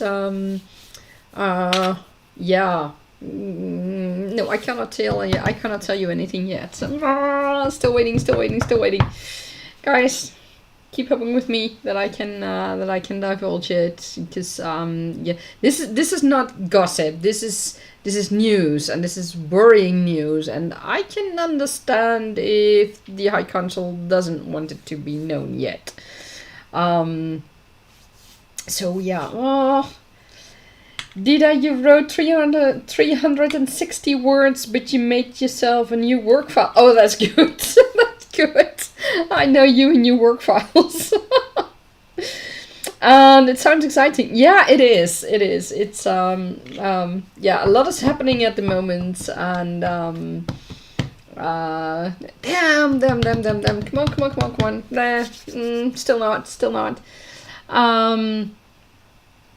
Yeah, a lot is happening, and this can potentially this can have a potentially big influence on the main story in a way. Yeah, I don't know yet. It took you a little time to get set up and begin another round. Well, let's hear from Leora and Little Writer Doodles, and hopefully Fadina can join in as well. I don't know if she's back from running her errands. I haven't heard from her yet. And thank you everyone for your hearts and your celebrations. That's so sweet of you. I love it. Yes. I got permission. The High Council thought it would be safe to share it with you guys as long as I keep it out of Tergaenae, because they wanted to keep it on a down low in Tergaenae at the moment. So what happened? That Flutter Nymph is really anxious to share information, but it didn't know how to properly share it. Until Nejat put a coin on the table, a fake coin. That seemed to be the trigger for this Flutter Nymph, and it started to hammer on the coin. It started to pick on the coin with its beak. And at first I think, Why do you do that? Okay, we all know it's a fake coin. I mean, that's the whole point. That is what Najat and his team are there for, to investigate. There is a counterfeit issue going on, and it's all about fake coins. So we know that. But the Flutter Nymph keeps picking on it, and so Najat and his team members, of course, wonder why. At some point, the Flutter Nymph stops picking on it and starts licking the coin, and then he just shoves the coin from the table where Najat put it. And Najat picks it up from the floor and wants to lick it to see why would the Flutter Nymph do that? Because the Flutter Nymph looked like it was disgusted by the taste of the coin. So he brought the coin close to his mouth, and the Flutter Nymph grabs it from him and throws it back on the floor and starts to pick it hard again. I mean, at that point, everybody knows that something is going on. So Najat picks it up again, puts it on the table, and starts banging it with his dagger, with the handle of his dagger. But I mean, that doesn't make a dent. So someone else hands him another dagger, and he uses that dagger. He uses the point of the dagger in the coin and uses his own dagger as a sort of hammer, and he hammers it down. And eventually the coin opens up. Can you imagine that? I mean, we have these euro coins, and imagine that you're putting the point of a dagger in your two euro coin, and that coin starts to open up. And surprise, surprise, there is a very faint smoke coming out of that coin. And at that point, the little Flutter Nymph picks up the coin. He interrupts Najat, picks up the coin, and with his little claws, and flows outside with it, and puts it on the floor, throws it on the floor, and then everybody follows, of course, because I mean it's their evidence, the fake coin. And then he goes to a water bucket while the coin now really starts to smoke. So the little Flutter Nymph flows to a water bucket, and Najat thankfully understands that what the Flutter Nymph is trying to achieve. So he takes the water bucket and empties it on the coin. And in the end, there are the remains of the coin, but the coin is empty inside, and it's not supposed to be empty inside. I mean, that's not how coins are supposed to work. So that is a key point in their investigation. And that is possibly a key as to why the Flutter Nymph family is being threatened. So I now have to figure out what the mushrooms that the Flutter Nymphs harvest have to do with whatever was inside of that coin. Because that's weird. And it seems that whatever was inside of the coin is also very harmful, besides the smoke that it was generating, because the Flutter Nymph now has pain in its claws, in its paws, and he's limping in puddles of water to help cool it down. And one of Najat's teammates is looking at the Flutter Nymph now, because it's very faintly crying. Because of the pain, because he is in a lot of pain. So now they really have a problem. I mean, the Flutter Nymphs, they have innate magic, and normally their magic will help them to stay in the air, and so they don't quite need those paws, but so it's all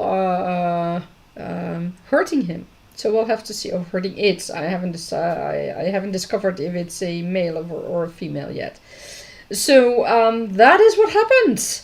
And yeah, I can imagine why the Tergaenae High Council doesn't want me to divulge that information to other Tergaenae people, because that would really mean panic, I think.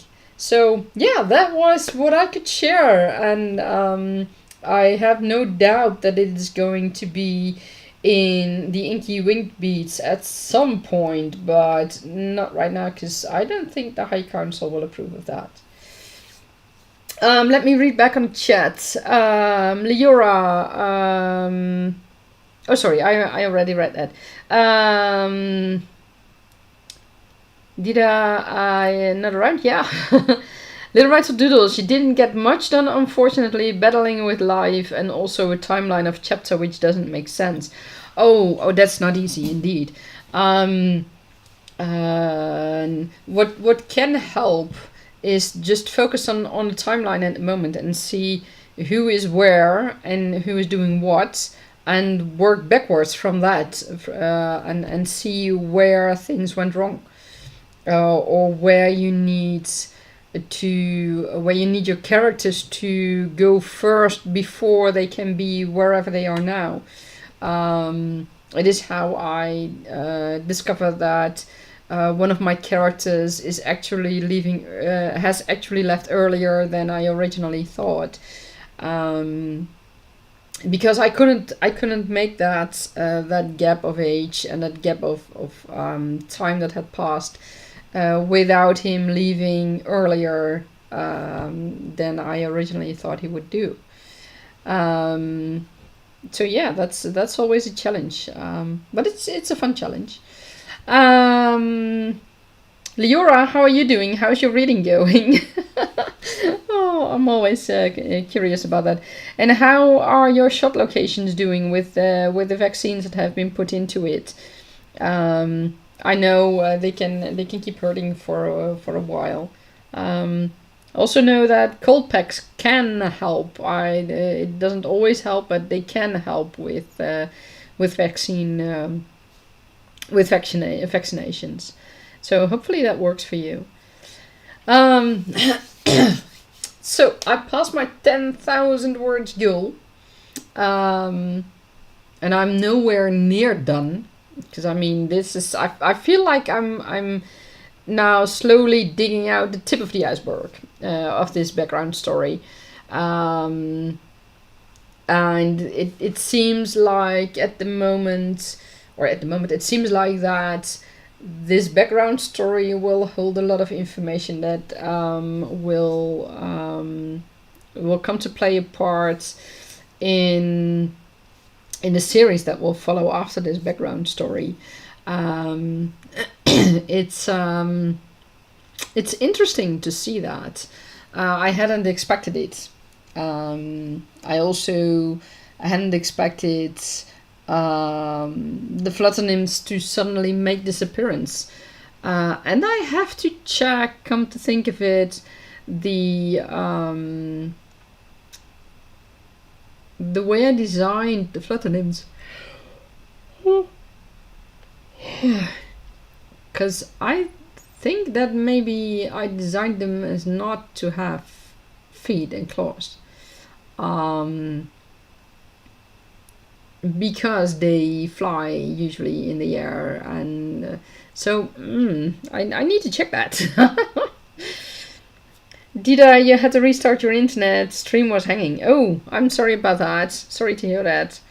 But welcome back. Welcome back. On my side, everything seemed to be okay. YouTube kept reporting an excellent connection, so that's a good thing. I've had connections that were bad in the past, so this is a good thing. So yeah, I really need to check the physical body of the flutter nymph, because I might have to adjust either this text or the design I made for the Flutter Nymph. I think I'm going to adjust this text. And Dita, I think that your idea for my Flutter Nymph for the how do you call it, the appendages, I think I don't know, that was I think that might be a good idea to have, and with that the Flutter Nymph could hold the coin, and it might even serve a better function that way, because that way those arms sorta could be hurt, and that could involve or it could how do you affect his job. So yeah, I have to look at it. Sorry to miss out on you telling something interesting. Oh, oh well, I will post it later on as a clip. I'm working on clips from other live streams I have done in the past. So I'll be sure to tell you about it.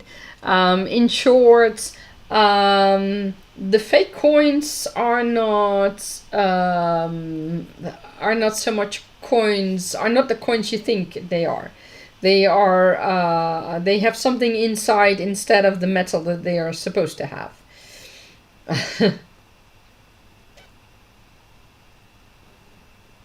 Yeah, Dida, you recall we talked about that, different options of physiology. Yeah, we talked about that indeed, and I think I was working on the sketches, and I haven't worked on those options yet. I'll have to check if what I wrote is possible with the design I made. And I think I'll just adjust the text because I really like the design. Leora, hello, how you doing? How did you write? How did your reading go, Leora? What kind of thumbnail is that, or emoji is that? I don't.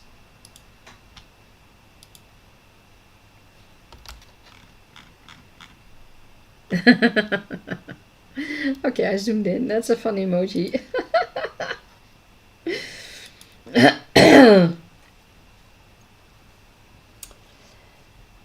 Yeah, it's what I'm working on right now is for my live streams is to pick clips and to make them in their own videos with gossip and news. That will be a one of the categories on my YouTube channel. Leora, your YouTube is being weird at the moment. Is it? What is going on with you? Why is it being? Or what is it doing? Let me ask that question. That I don't seem to have any problems with YouTube at the moment. So I have no idea what is going on, but I do know that YouTube is making several changes. You can't hear me. Dida, can you still hear me? And Little Right to Doodles? Little Right to Doodles, you have to head out and make food now, but thank you for the fun times and happy birthday again. Thank you very much. And thank you for joining, and I hope you can join Saturday again. It's our usual time, 2 p.m. Dida, you can hear me. Leora, it was pausing on its own. Oh, that's surprising. That's weird. That's usually, because here it's still going strong. So I agree with Dida. I think it's a local problem with the internet. Is there some thunder around you somewhere? Because that might influence it well, as well. I mean, pausing on its own. That's really weird. Can you hear me now, or can you still not hear me? Dida can hear me. It's weird. It's weird. Maybe refresh the stream. Just to tap the stream is in. That might also work. And what I noticed when you're in YouTube and you switch to another tab, at least if you're on a computer, and you switch to another tab in your browser, then YouTube will go silent and it will pause. I noticed that several times, and I actually had to continue the video, to play the video again myself by hand instead of that it simply continued.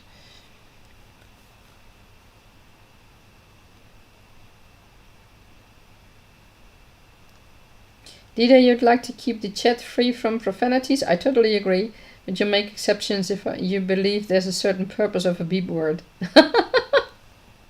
That's fine by me. It's awesome. That's great. As in poetic freedom, if you get me. Yeah, completely understandable.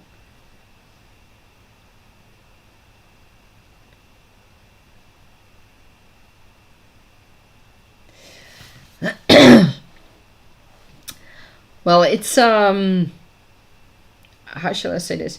YouTube can be weird. Sometimes it's what shall I say? Sometimes it's doing things that you simply don't expect, and it just does it on its own. I don't know why. Leora, oh good, now you're back strong. Ah, perfect. Also, you curse like a sailor, my bad. Okay, well, if you can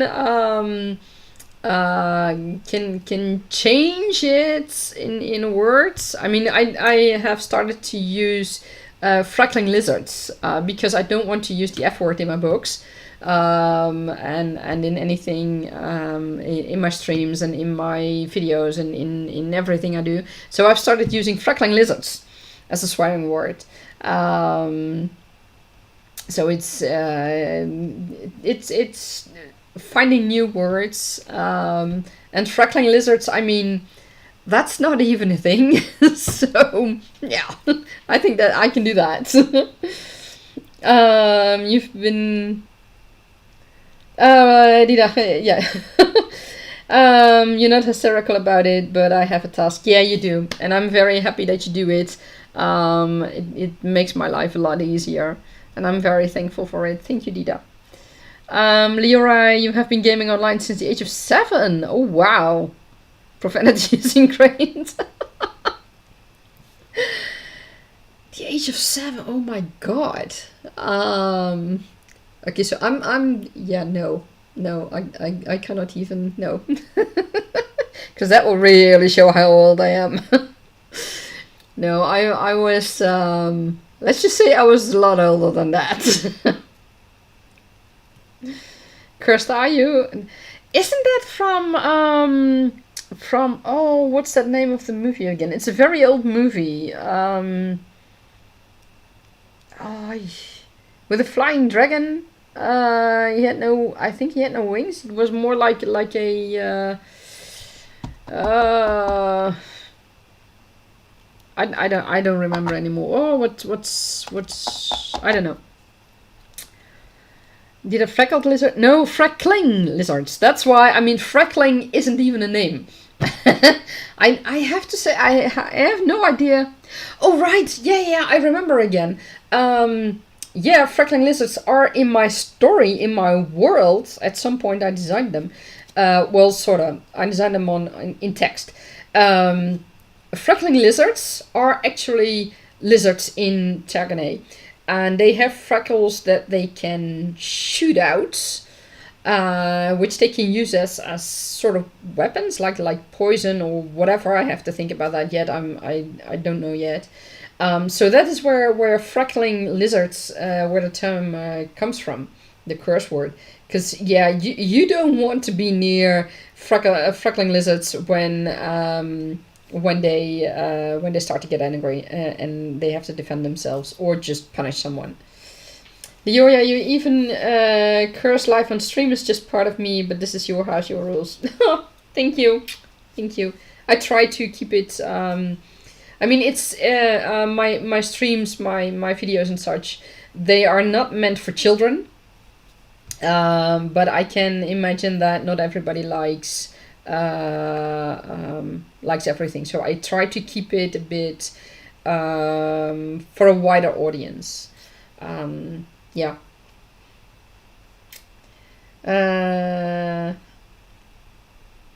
Dida, anything with Ayu are curses from my worlds.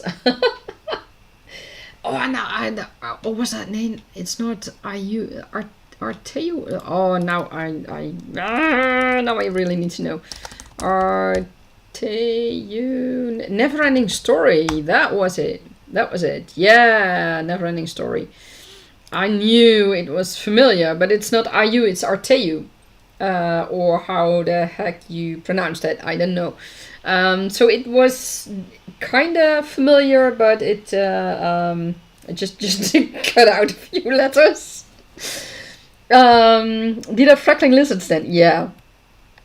Shedding lizards freckles is something you don't want that. Nope. You really don't want that.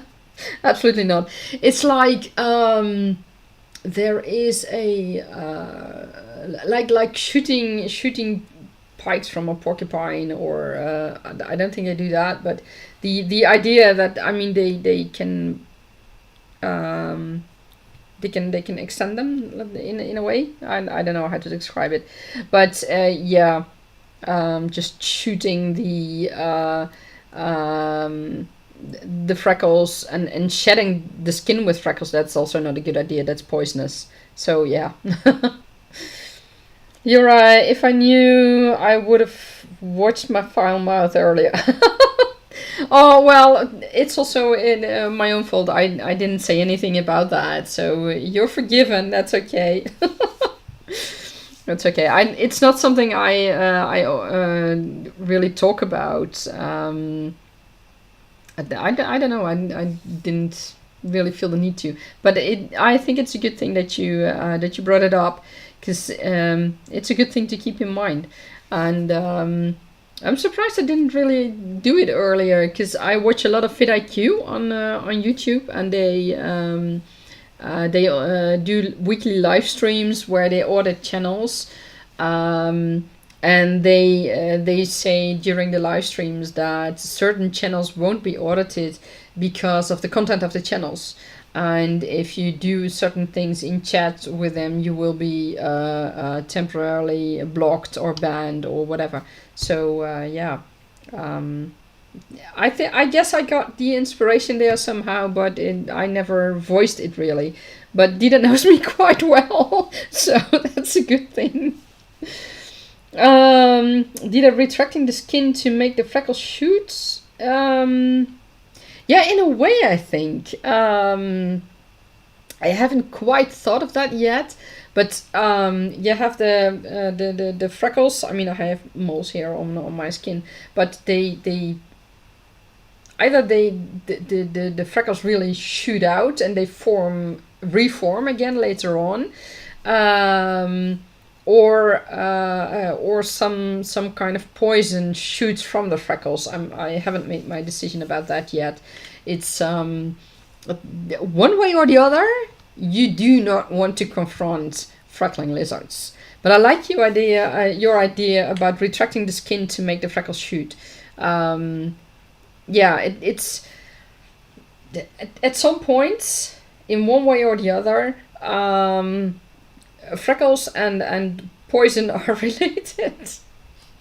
How about becoming visible again? They are full of poison sacs. Yeah. It's like the poison slowly goes out, or makes the dry membrane. I don't know, like sort of like that. That a membrane forms again on the skin. On that little part of the skin, and of course that can be filled, yeah, and they get their poison from all kinds of plants and animals, and that's how they defend themselves. I saw.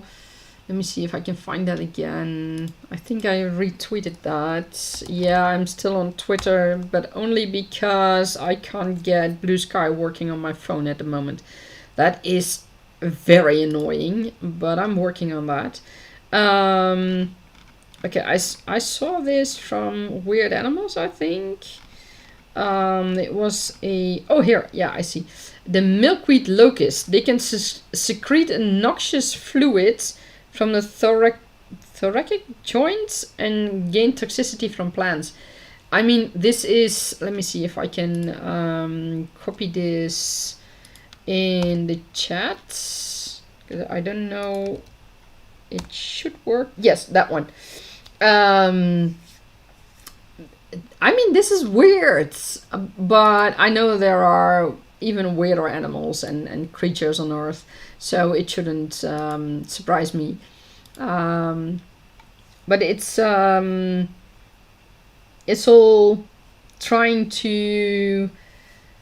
how should I say that? I have ideas, and some are still in a sketchy phase where I haven't completely thought of all the details yet. But the freckling lizards, that is something that the term is something I have had for a long time, and the way they look and the way they behave, I have a very rough idea of that, but I don't have a full design like I have with the flutter nymph. The flutter nymph lacks a real sketch that is in the works at the moment. I'm working on that. I'm making sketches, which isn't easy since I don't know how to draw. So that's I'm really just following the lines and seeing if I can make something of it. And luckily I can consult a wonderful artist who is really... He's so good at making dragons and dinosaurs and novosaurs. That is incredible. His name is Andy Fraser, or Dragons of Wales, and I can consult him for my artwork. He agreed to look at it once my sketches are done. So I'm really thankful for that, because he really has an amazing view on how creatures can work and what a good art is, and so that's a good thing. Dida, yes, it pops up. Excellent. Shouldn't be a problem to create the exact critter you'd like. Yeah, I'll keep on working on it, and it's a fun thing to do, and it's one of the joys I have in writing and in game design. Creating the world, but not just...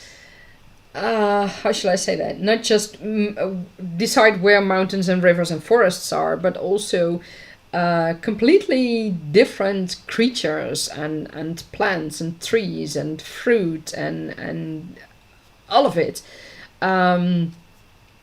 It's so amazing to do that, and it's so fun to do that, and also to be able to spar about it with people like you, Dida, and other people in the Discord, and other writing friends who currently couldn't be here, and artist friends. It's awesome to be able to do that. Did you say Andy Fraser is amazing? Yeah, I mean, that's... The work he does is so incredible. I'll show you his site. This is his site, where you can see just part of his portfolio. I mean, he is amazing. And currently he has Novosaurus 2 running in a Kickstarter. Novosaurus is an idea he came up with. It's inspired by Chickenosaurus or something. It is inspired by a real world idea, which luckily hasn't come to fruition. But the Novosaurs are, yeah, they are great, and he makes it believable. And not only the Novosaurs, but also he has these tiny dragons, Welsh dragons they are called, but also the huge dragons of deep time. I mean, it's incredible. He creates them like out of the blue, and it's incredible. And it's not. I mean, he doesn't use any AI because he really hates it. So he is really he thinks about the concept, and he thinks about what he can use, and what the creature should be, and things like that. And that is why I admire him. Dida, you're great at making up creatures. Oh, thank you very much. Well, it's a fun thing to do, and it's using your imagination like that is just incredible. I mean, imagining creatures like a flutter nymph, creatures like freckling lizards, and other things. It's so imagining them running wild or flying in my Tergaenae world, and later on similar creatures in the Genema Chronicles and JNC's Pedigalore, my 2 games I'm currently working on. It's so fun to do that, and it's fun to see what other people think about it, think about the design, think about the way the creatures can react, and not only when I'm thinking of the design of a creature, I'm not only looking at how it physically looks, but I'm also thinking about how it technically works. So where is its biome? Where does it live? Its habitat. What does it eat? What does it drink? What does it use for defense and for offense? How do the creatures react to people? All kinds of people, all kinds of folks, and not only humans, but also all other kinds of folks. In Tergaenae Chronicles, there are several non-human folks. Those are all things that are important. And how is their social life within a group? Do they live in a group, or are they solitary creatures? All things like that. A creature is much more than only the way it looks, and maybe if it lives on land or in the water. There's so much more to creatures. Yeah, where it's at in its environment. Yeah, exactly. And also where how it would behave if it is confronted or taken out of its own environment, out of its habitat. How will it do in the city? How will it do in I don't know, if it's used to living near the sea, how would it live inland, far away from the sea, for example? Those are all questions you can ask yourself, and those are all things that can make a huge difference in your story. Why does your character see a creature in a certain creature in the middle of the woods? What's going on there? Why didn't it end up there? Does it live there, or was it abducted? Was it captured and released in that woods? Those are all things that can play a part in your story, and those are all world building parts that are fun to think about. And fun to talk about with other people, because in my experience, by talking with my creatures or about my creatures with Dida and with Annie Fraser, and with others, with writing friends who aren't here at the moment, it gives me it helps me to fine tune those creatures. And it also shows me where where the things are that I haven't thought about yet. And that makes it fun. That is also why I think having a sparring partner as an author is very important. I mean, yeah, sure, we write alone, except for those who do ghostwriting, and except for those who write as a couple, Nietzsche French, for example. But most of us, let's say 99% of the authors write alone, but that doesn't mean it has to be a lonely process, and it doesn't mean that you have to or cannot consult somebody else, or cannot spar with somebody else. I think it's very important to do that, and to hear from others. Also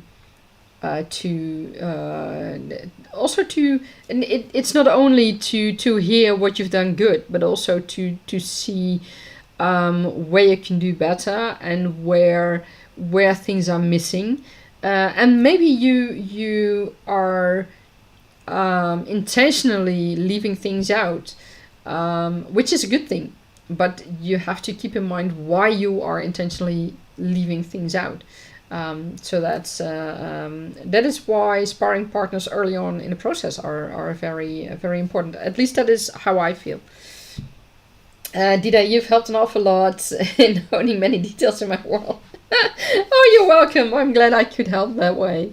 It's so great. It's awesome to be great, or to be a help in that way.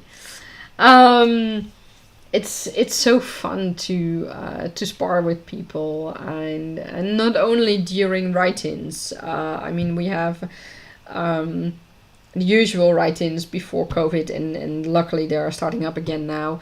And during April, and during July, and during November of the NaNoWriMo events. But you don't have to limit it to that.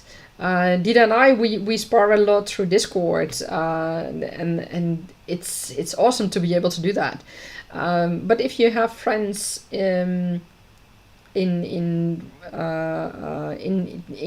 close by, in your city, or maybe in another city or another village, just spar with them through Messenger or WhatsApp, or whichever messenger app you're using. It can really make a difference. And there's a difference between sparring with someone who also writes, and sparring with someone who has no idea what writing is. Because someone who has no idea what writing is, about the writing process, I mean, and what the things are that you need to think about, and how things can work before a book is published, or a story is published. People who do not have experience as an author, who are not, now let me put it differently, people who are not interested in the writing process, they can be good they can be good beta readers, because at that point you need people to tell you if the story you've written speaks to them. But way earlier in the process, you also need people who can tell you where you are missing things in your world, in your characters, in your story, to be able to build that in your world and in your characters, and to be able to make your story progress while you are writing, instead of having to fix everything once your story is already written. That makes a huge difference, I feel. Dida, sparring, that's really important. Constructive criticism, to ask the questions that might reveal faults. Exactly, yeah. And it's there's a difference, like you said, there's a difference between constructive criticism and just criticizing because you can criticize. I mean, there's a huge difference. Constructive criticism, what Dida and I both experience, is criticism that points out the flaws, and that helps us to make them better, to make the world better, to make the story better, to make our characters better, and perhaps even to leave a character out of it because for some reason the character isn't needed, but you want to keep that character in, but at some point someone needs to tell you that certain character simply isn't needed, it's wasted. And that is where the constructive criticism is very useful. Also, if you are simply if you are missing out on details that you need, I mean, you can have a lot of information in your head, and when you write your story, you have a lot of information about your world, about the progression in your story, about your characters. But it doesn't mean that information is also in your story. And at some point, you've written a chapter or your whole story so often, and you've read it so often that you think that certain information is in it. And it takes someone else to read it, to read the character information, to read the story, to read the world information, to find out that the information that is in your head isn't necessarily on paper, isn't necessarily in the world that you created for others to see. So yeah, that is where the constructive criticism comes in very handy. Dida, that removed problems to a concept before getting as far as reading level. Exactly. Yeah, that's what I mean, exactly. And absolutely, sparring should be with someone knowing writing. It doesn't have to be the same genre, but a common understanding of fantasy of mind for any world. Yeah, exactly. And interestingly, I think that it can be handy to have a sparring partner who is from a completely different genre. But that sparring partner, well, let me rephrase that. A sparring partner who writes in a completely different genre often likes that other genre, but it doesn't mean that he or she doesn't like the genre you are writing in.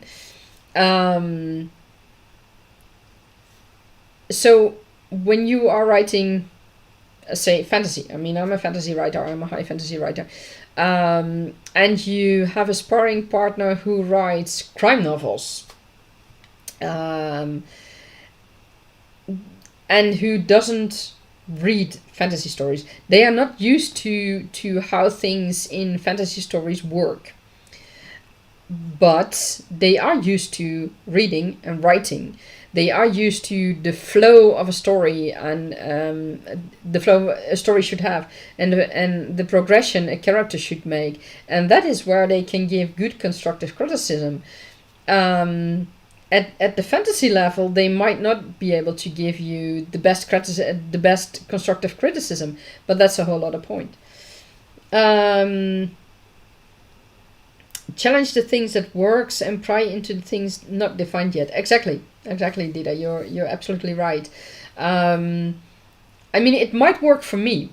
Something might work for me. I mean, I had this idea of the inky winged beads, of the printing press, and luckily it worked, and with your help, and with Little Writer Doodle's help, and with Fedina's help, I was able to make it better, and to define it better so that it would work better. That is an important thing. I mean, it's if you have an idea, and you have a vague idea, which you still want to use in your story, the vague idea has to be good enough to convince your reader and to convince another writer. Readers might be more forgiving to a certain degree. another writer will point out what that degree is that the reader will forgive you.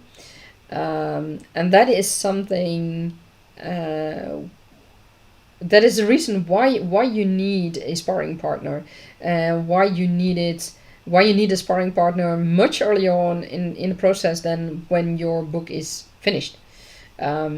I know a lot of readers, a lot of writers,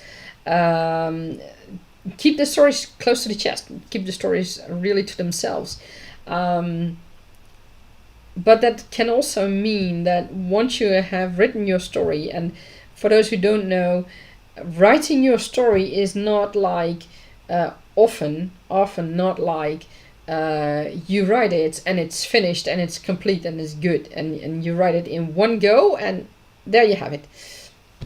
I mean, it can be interesting if that happens, and it's fun when that happens, but most often, oftentimes it's a process of writing, rewriting, adjusting, editing, again more rewriting. I mean, in my very first draft, I think I called it draft 0 or draft 00, I don't remember anymore, I managed to write myself into such a corner that I simply couldn't get out of it anymore. I didn't need a sparring partner to tell me that. But if I had given my story early on to a sparring partner, Dida or other people would have told me much earlier on where I went wrong, when I went wrong. That would have saved me a lot of trouble. That is one. That is a big thing sparring partners can do, and they can mean so much in your writing process. It's incredible. It's incredible. Dida, sometimes an ignorant person, like one who's not writing fantasy, might ask some crucial questions. Please explain, and that's the definition. Yes, exactly. While a writer will be more understanding in some cases. Yeah, you're right about that. Yeah. So yeah, you have a point. Going back to that example of a crime novel writer, they might not understand exactly those fantasy things, and might indeed ask for a better explanation. And at that point, it's up to you to you as the author of the fantasy novel to decide if you want to include a whole explanation of how dragons work, for example, or if you just want to keep it at, you know what, people who don't like fantasy will not read this story, and it's really for fantasy lovers who also like dragons. I still wonder, for example, simply because we still, after more than a decade, still not have those books, how George R. R. Martin views the dragons, and especially some situations that happened in the last 2 seasons of Game of Thrones. I won't go into detail because I don't know who has seen these episodes. I mean, it's a few years ago, but still, I don't want to spoiler anyone. But there are certain things happening of which I think, okay, I know I love fantasy, I love dragons, I am a fantasy writer, but yeah, that doesn't fly well in my books. I mean, that doesn't work, at least from what I've seen in the TV series. And they had to convince me as a fantasy lover and fantasy writer. So imagine someone who sees that series and who isn't a writer. Will they think about those consequences? Will they think about what happened. Well, in this case, I mean the entire fan base had things to say about what happens with certain dragons, and they said, no, that cannot happen. That's impossible what you did with certain dragons and with certain characters. So yeah, that's I think that even those who do not watch a lot of fantasy series and who do not read a lot of fantasy series, I think they would have seen those glaring mistakes. And someone who writes in a completely different genre than in which you write, they can see the glaring mistakes. And it is important that those mistakes are pointed out way before you have finished your story, because fixing those mistakes might have a big influence on how your story will progress, on what your characters will experience, things like that. So it is important that that you have sparring partners, and sparring partners from another genre can just as easily spot those glaring mistakes. Dida, while a writer will be more understanding. Oh yeah, I already noticed that. Yeah, it's awesome to have sparring partners, and it is even more awesome if you can have a sparring partner early in the beginning of your writing, and in the beginning of the world that you're building, the characters that you're developing, because the sparring partners will see. Also with the characters, they will keep asking, and okay, why does this character do that, and why does this character respond to that, or how does this character respond to that? Those are all important questions to ask, and those may be questions you have asked yourself, and you may have already have the answers to it, to those questions, but it doesn't mean that the answers are in the story you have written so far. It is possible that that it isn't the opportune moment to show it in the story. For example, the background story that I'm writing at the moment is the background story of Nejat and Nasha. Najat and Nasha are not the main characters in my book, in the book series that follows after this background story. Not in the beginning, but what they've been through, and the point where they start in the story is very important for the whole book series, and is also very important for the other characters. But this background story will not be in the books. I might use flashbacks, I might refer to certain things that have happened, but the background story as a whole will not be in the books. But it will contain a lot of information that I need. I need to know how the relationship between Najat and Nasha, for example, grew. I need one key phrase for them that only the two of them know, for example. And I don't know yet in which situation that key phrase will turn up. That is something I still need to discover. And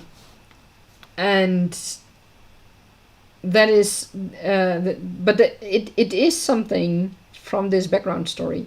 That is a detail that will be in this background story, and that will be in the books as well, because it will be referred to a few times in the books. There are other things that will happen in this background story that will be referred to in the later books.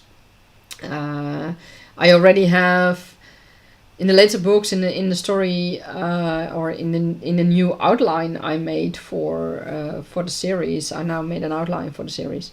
In a new outline, I already have certain things in it that are particularly for these two characters and for their relationship.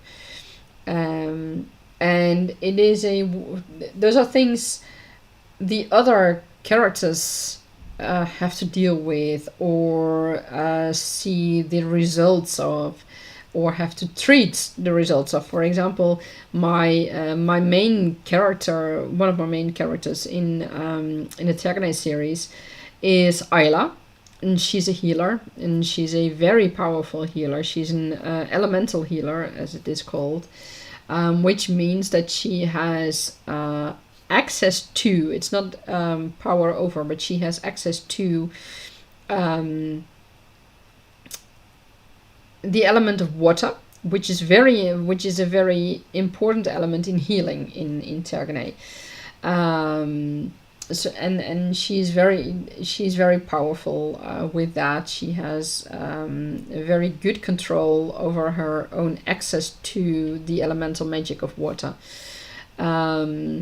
So she is a very, very important healer, and so are her parents. And I cannot divulge into too much about that. By the way, the High Council didn't mind me telling about Ayla, so that's a good thing. Ayla will meet Naja at some point, and she will treat Naja at some point.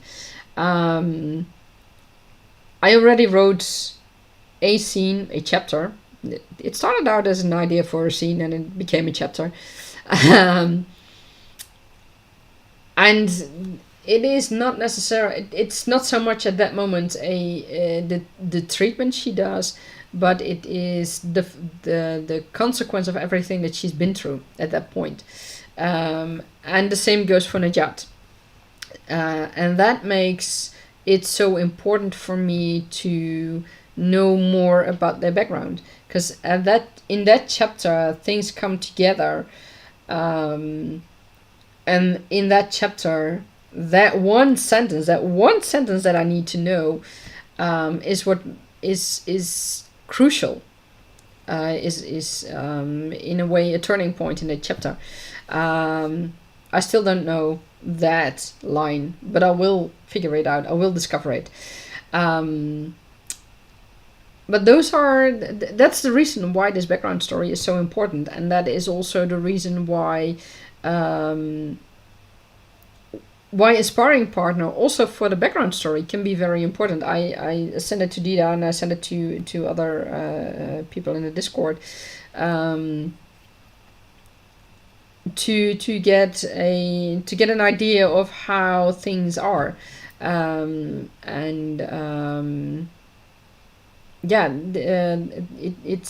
it's for me it was a difficult chapter to write, but at some point I had been writing it so much, and I've been through it so much, that I didn't even know anymore how powerful it was.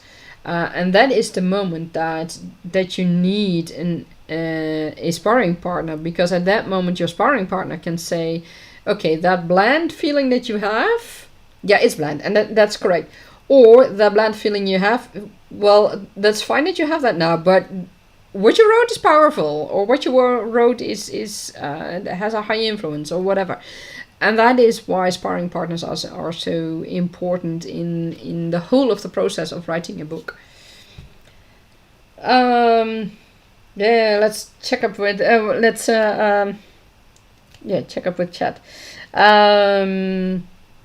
Dida, you say sparring partners can be used from a single idea to the point of getting beta readers. Exactly, yeah. And yes, sometimes background things are important to find out, excavate, so to speak, certain things that makes events, places, or characters stronger. Exactly, yeah. And that is why things like that, why things like background stories, background events are important to discover. Whether you are a discovery writer, which both Dita, or which I am, and which I think Dita is too as well. Yeah, I know there's a certain American author who believes that you don't discover backgrounds and you don't discover characters, but Dita and I also both think otherwise. So yeah, I mean, sure, you have your way of thinking, we have our way of thinking. But it is important to discover that information and to see where it can take you, to see where it can take your characters, and to see how it can influence your story, but also influence your world. Yeah, Dita, sounds familiar, right? It's I think I told it in one of the previous live streams. I don't remember which one. Things like discovering exactly how big your city is. I mean, look at Game of Thrones. How big are those cities? What are the chances that one character meets another character? It was one of the challenges I faced in my story, and I couldn't understand it until I saw things in real life, and I thought, oh right, that is why that character didn't meet this character for a decade or more. That was my discovery moment. And that is important. It's also something that sparring partners can help with. They can point out certain things that are in your background story or in your world building that might not be the smartest thing to do, or might not be the handiest thing to do, or it might just trigger that little thing, that little idea of why. I don't know, why is the flutter nymph the way it is? Why is it seeking Najat's help right now? And these are things I discovered, and these are things I didn't talk about with Dita yet.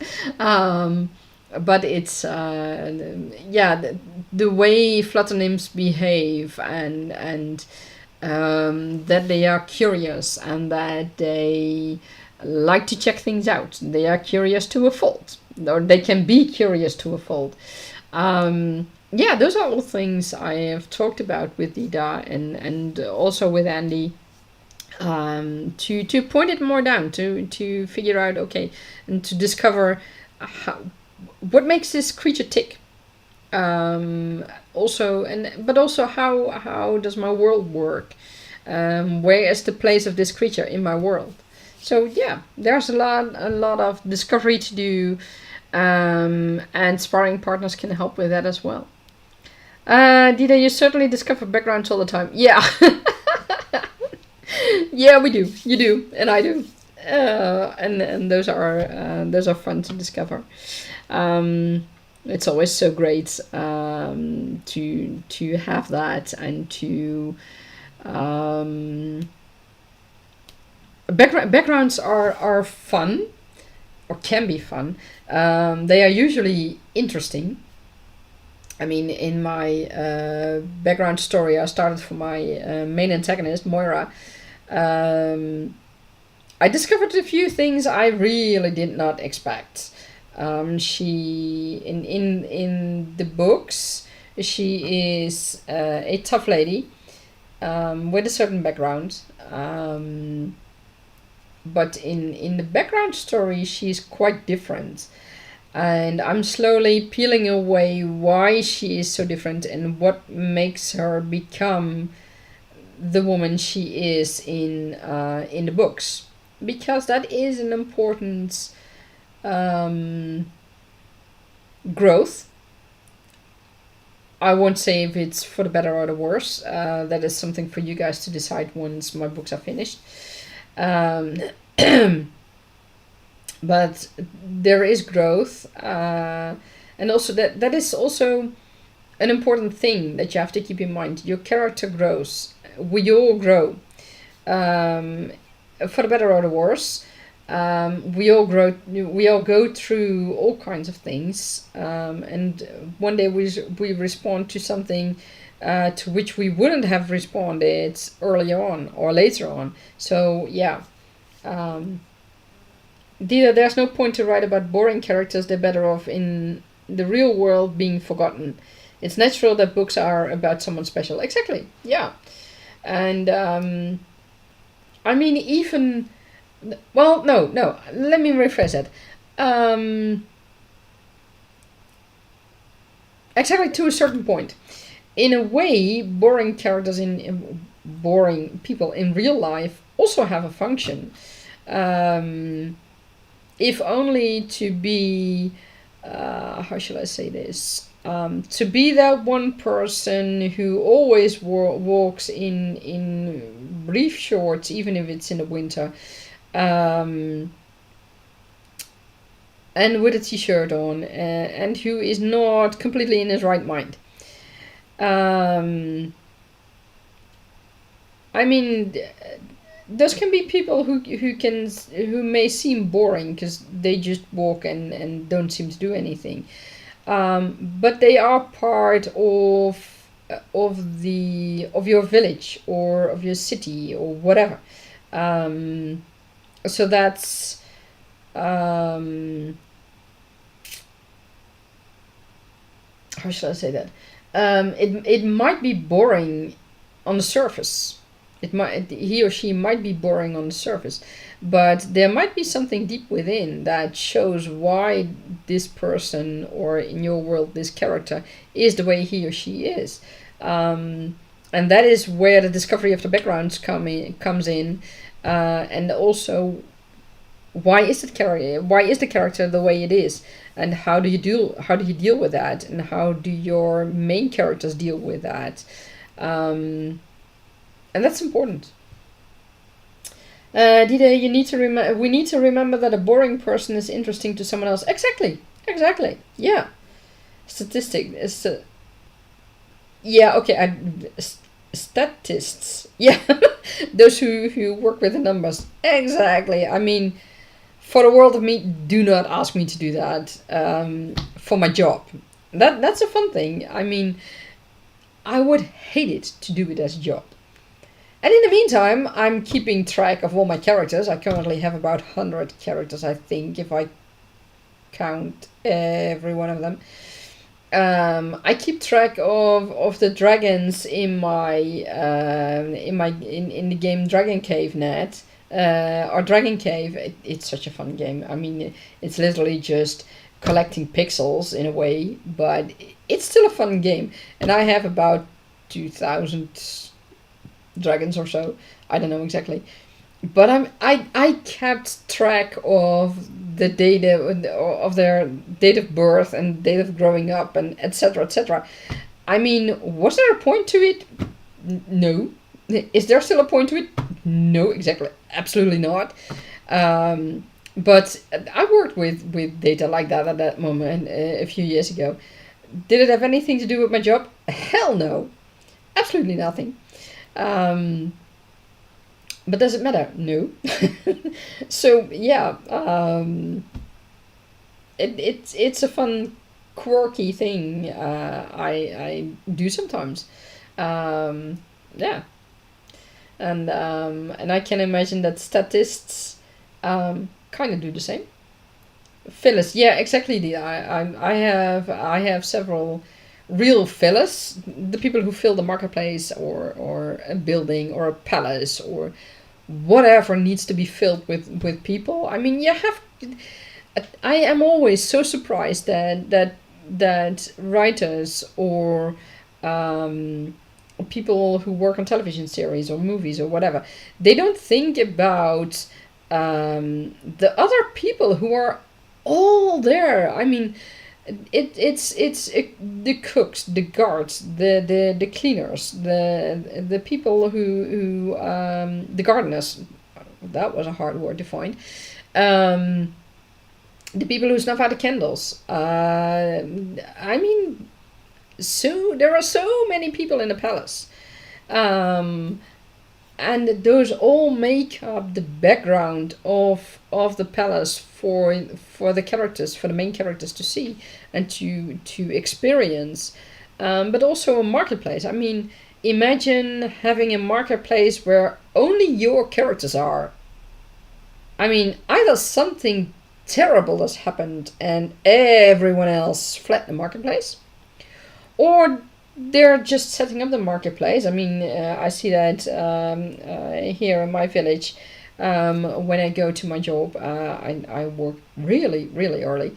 So at a certain day when it's market day here in my place, I see the market being built. So there are no customers yet, and there are no stall owners yet, etc.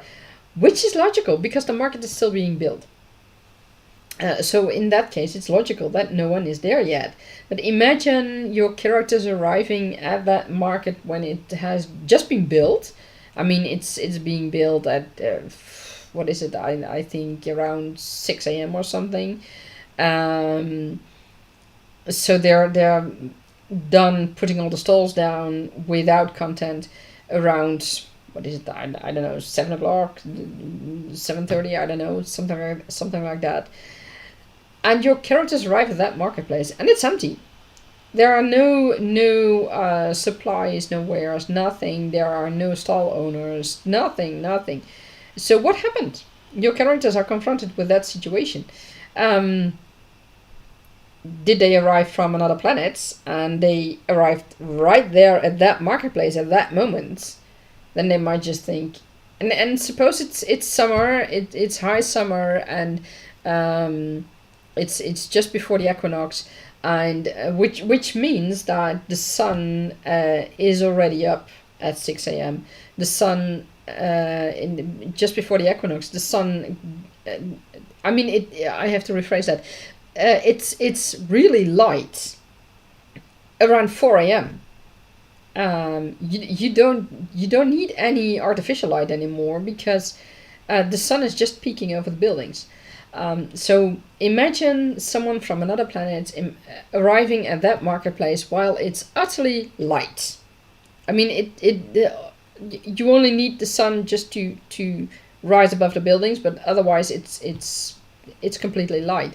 So there are no artificial lights anymore and nothing like that. And they arrive at that moment at that marketplace. So why is it empty? Well, your background story tells you it's empty because it's just been set up, and all the market stall owners still need to come. Logical. But for your characters, it might not be logical, and they might need to find out why the marketplace is empty. So they are with a group of, I don't know, 5 people, 7 people. Make it an uneven. That's always fun. And they are there, and they want to figure out why on God's earth is that marketplace empty, or the deities, or whatever religion you choose to use in your books. In my case, in my world, Tergaenae has loads of deities and deity groups. So yeah, it's gods and goddesses and everything in between, and there's loads and loads of things going on. But back to the marketplace. At that moment, it's empty. Besides those 5 main or 7 main characters, but come 3 p.m. Then it's a bustling market, or it should be a bustling market, because that is the time that the market is well on its way. It opens 2 p.m. I think, so it should be well on its way. If they arrive at that moment and it's empty, but suppose that the stall owners were there before, so all their wares are there. Why is it empty? Why are there no customers? Why are there no stall owners? That is all information that your characters do not have. It doesn't mean that you do not have that. That is background information that you need. And your sparring partner can can point out the points, the possible flaws as to, okay, your characters arrive, but are they the only ones? So why is that market empty? Are there still wares in the market stalls, or are there no market stalls anymore? What's going on? That is why, if you have a certain idea in mind, that your characters arrive at an empty marketplace, but why is it empty? And should it be empty at that moment? Those are all questions your sparring partner can ask you. And you may have very logical answers to that. And you may have moments that you think, oh, I haven't thought about that yet. I need to figure that out. So yeah, that's one more reason why a sparring partner can be very helpful. And those are the questions that are constructive criticism. It is not negative criticism, it's constructive. And just explain why. And also that when you start to think about those questions, it will also, in the end, show you if you need to somehow incorporate that information in your story. If you somehow need to explain why that marketplace is empty. So yeah, those are all things that can help. Dida, hiding from a guard, jumping a fence that was supposed to keep you out. Oh yeah, that's those are all fun things.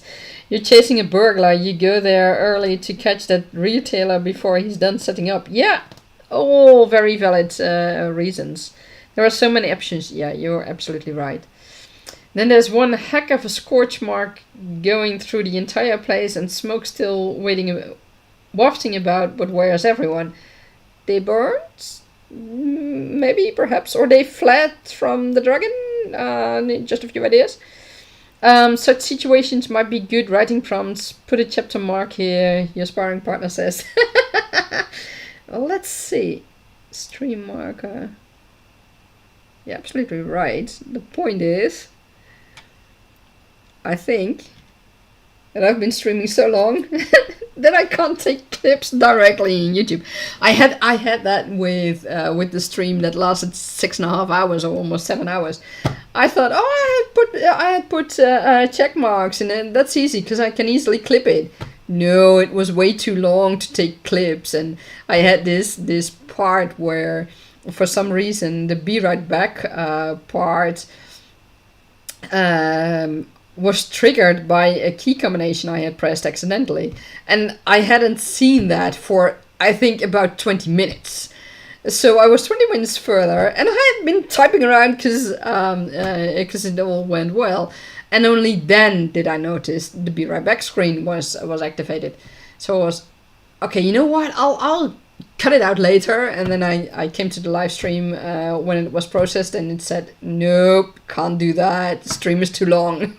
And I thought, okay, please ignore that. It is why I make chapters in the stream. For those who join in later, I also, afterwards, when the stream is done, either the same day or day after, it kind of depends on how long the stream takes. I try to include the chapters. I've done it with the last 2 streams, and I will do it with the earlier streams as well. I include the chapters so you will see when the live streams were done, when I revealed the information from Tergaenae, or when other things happened, when we talked about things like that, like sparring partners and how you can deal with things. So all those things will be time-stamped in the video afterwards, because all live streams will remain as a video on the channel, so that you can enjoy all the content and perhaps write along if you are looking for writing sprints afterwards. So you're very welcome to do that. And if you want to be notified of upcoming live streams, of upcoming writing sprints, and other podcasts and more things, and new editions of the Inky Wink Beats, be sure to subscribe and like the channel, and that way you will be notified when a new video or live stream or podcast is going live, and then you can join. The live streams I usually try to announce either the same day or the day after the last live stream, so you'll be notified about at least 6 days before the new live stream.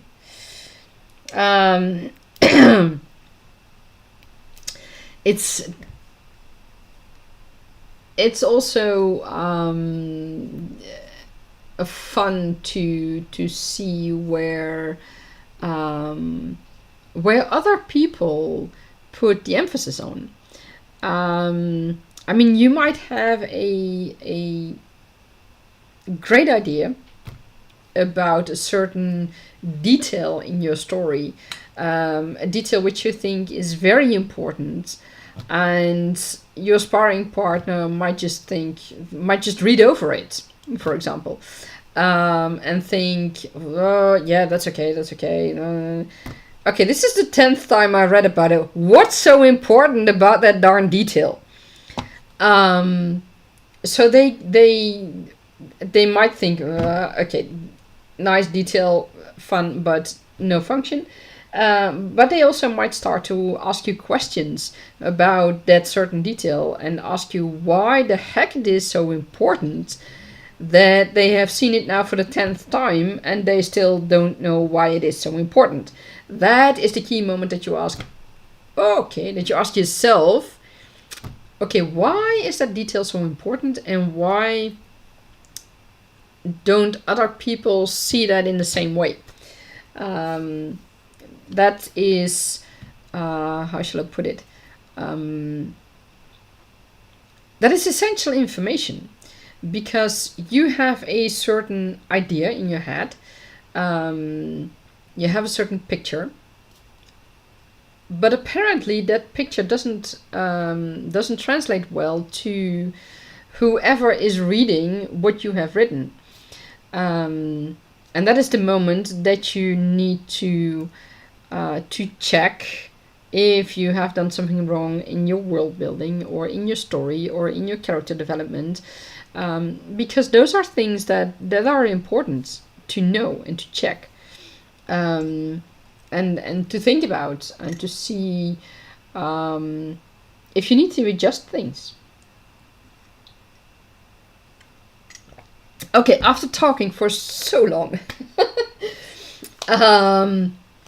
it is now almost 7 p.m. Oh my god, that explains why I'm starting to get hungry. Okay, I'd like to suggest that we do one more word sprint, and then afterwards we do a little recap, and then we call it a day. Dida, you are having dinner soon too. Okay, yeah. Oh, and for those who missed my announcement of the treat, I will post it later on in the description below, because I think I completely forgot that. Yeah, I completely forgot that, and right now I cannot edit in the description, so I will do that once the live stream has been processed afterwards. I will post where you can find the treat that I made for you guys, and I hope you like it. I hope you can, perhaps you can even use it in your stories, and I would love to hear about that. Dida, you're reheating leftovers, so it doesn't matter when. Okay, that's perfect. I'm doing the same. I made some earlier today. I just need to heat it up, so that's okay. Okay, one more. That's a nice treat. Yeah. Yeah, it's well. Thank you. It's for those who don't know yet, I already posted it way earlier. I think after the second live, the second word sprint, but I also posted it in our Nano Discord, so Edida and a few others have already seen it, and you can find it in my studio's Discord as well. Oh, that might be linked in. Let me check. Okay, why is it not? Oh, right, it is linked. Okay, so if you want to treat, check out my studio Discord. It's in the description under studio Discord. I mean, you cannot miss that. Follow that link. And then in the, I need to check it. I think I made it in the announcements. Yeah, in the announcements, there you will find the proper. No, you won't, because that's the wrong one. I need to delete it. I'm posting it again.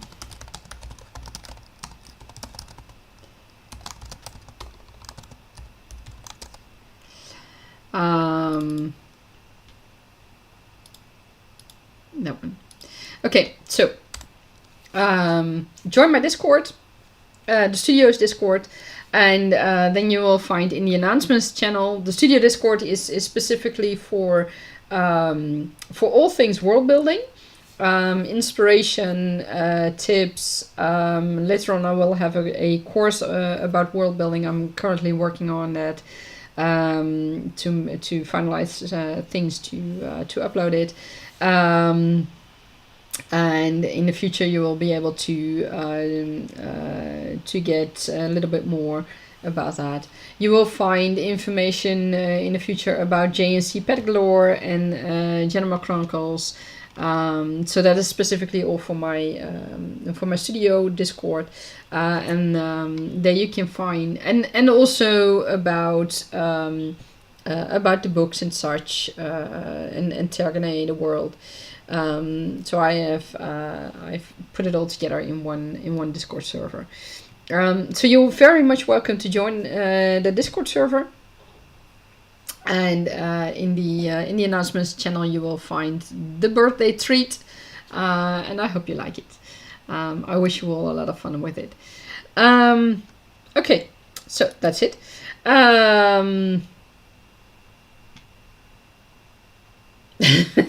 Dida, your guy who needs saving is on the floor. He needs picking up. Okay, since your guy is in need of being picked up, let's start another word sprint. The last of this birthday stream, I managed to go over my goal of 10,000 words of August. So let's see how far I can take it, and then after this last word sprint, we'll call it a day. Then it's been long enough. You just had a brief look so far, seeing what it is. You liked it. Oh, that's good. That's good. Thank you very much. Okay, let's start this last word sprint. I wish you all a lot of fun writing. And if you are looking for another sprint in the coming days, I have another sprint coming this Saturday, 2 p.m. Central European summertime, so Amsterdam time. And we'll go on for at least 3 hours, maybe more. It all depends on how things go. So, let's start the sprint. I wish you all happy writing.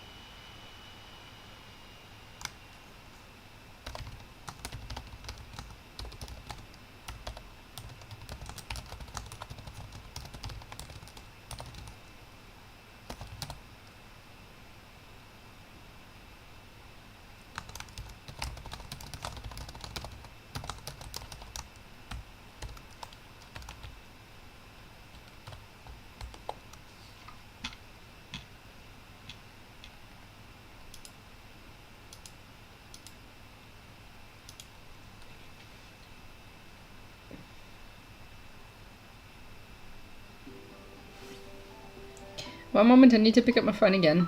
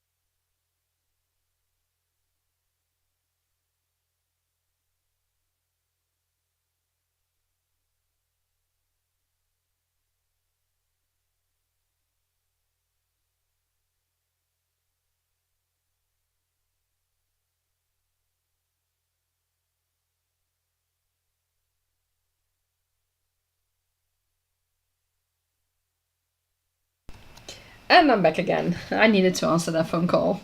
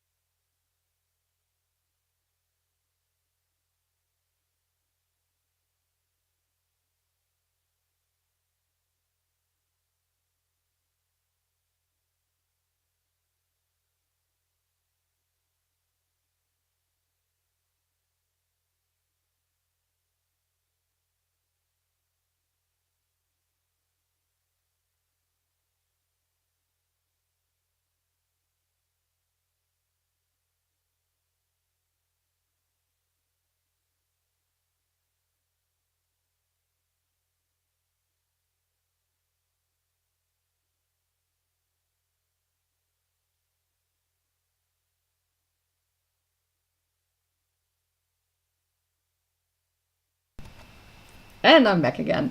There were my parents calling me to celebrate me, to congratulate me with my birthday. We have 1 more minute for the sprint going on. I hope you are doing quite well. See you in 1 minute.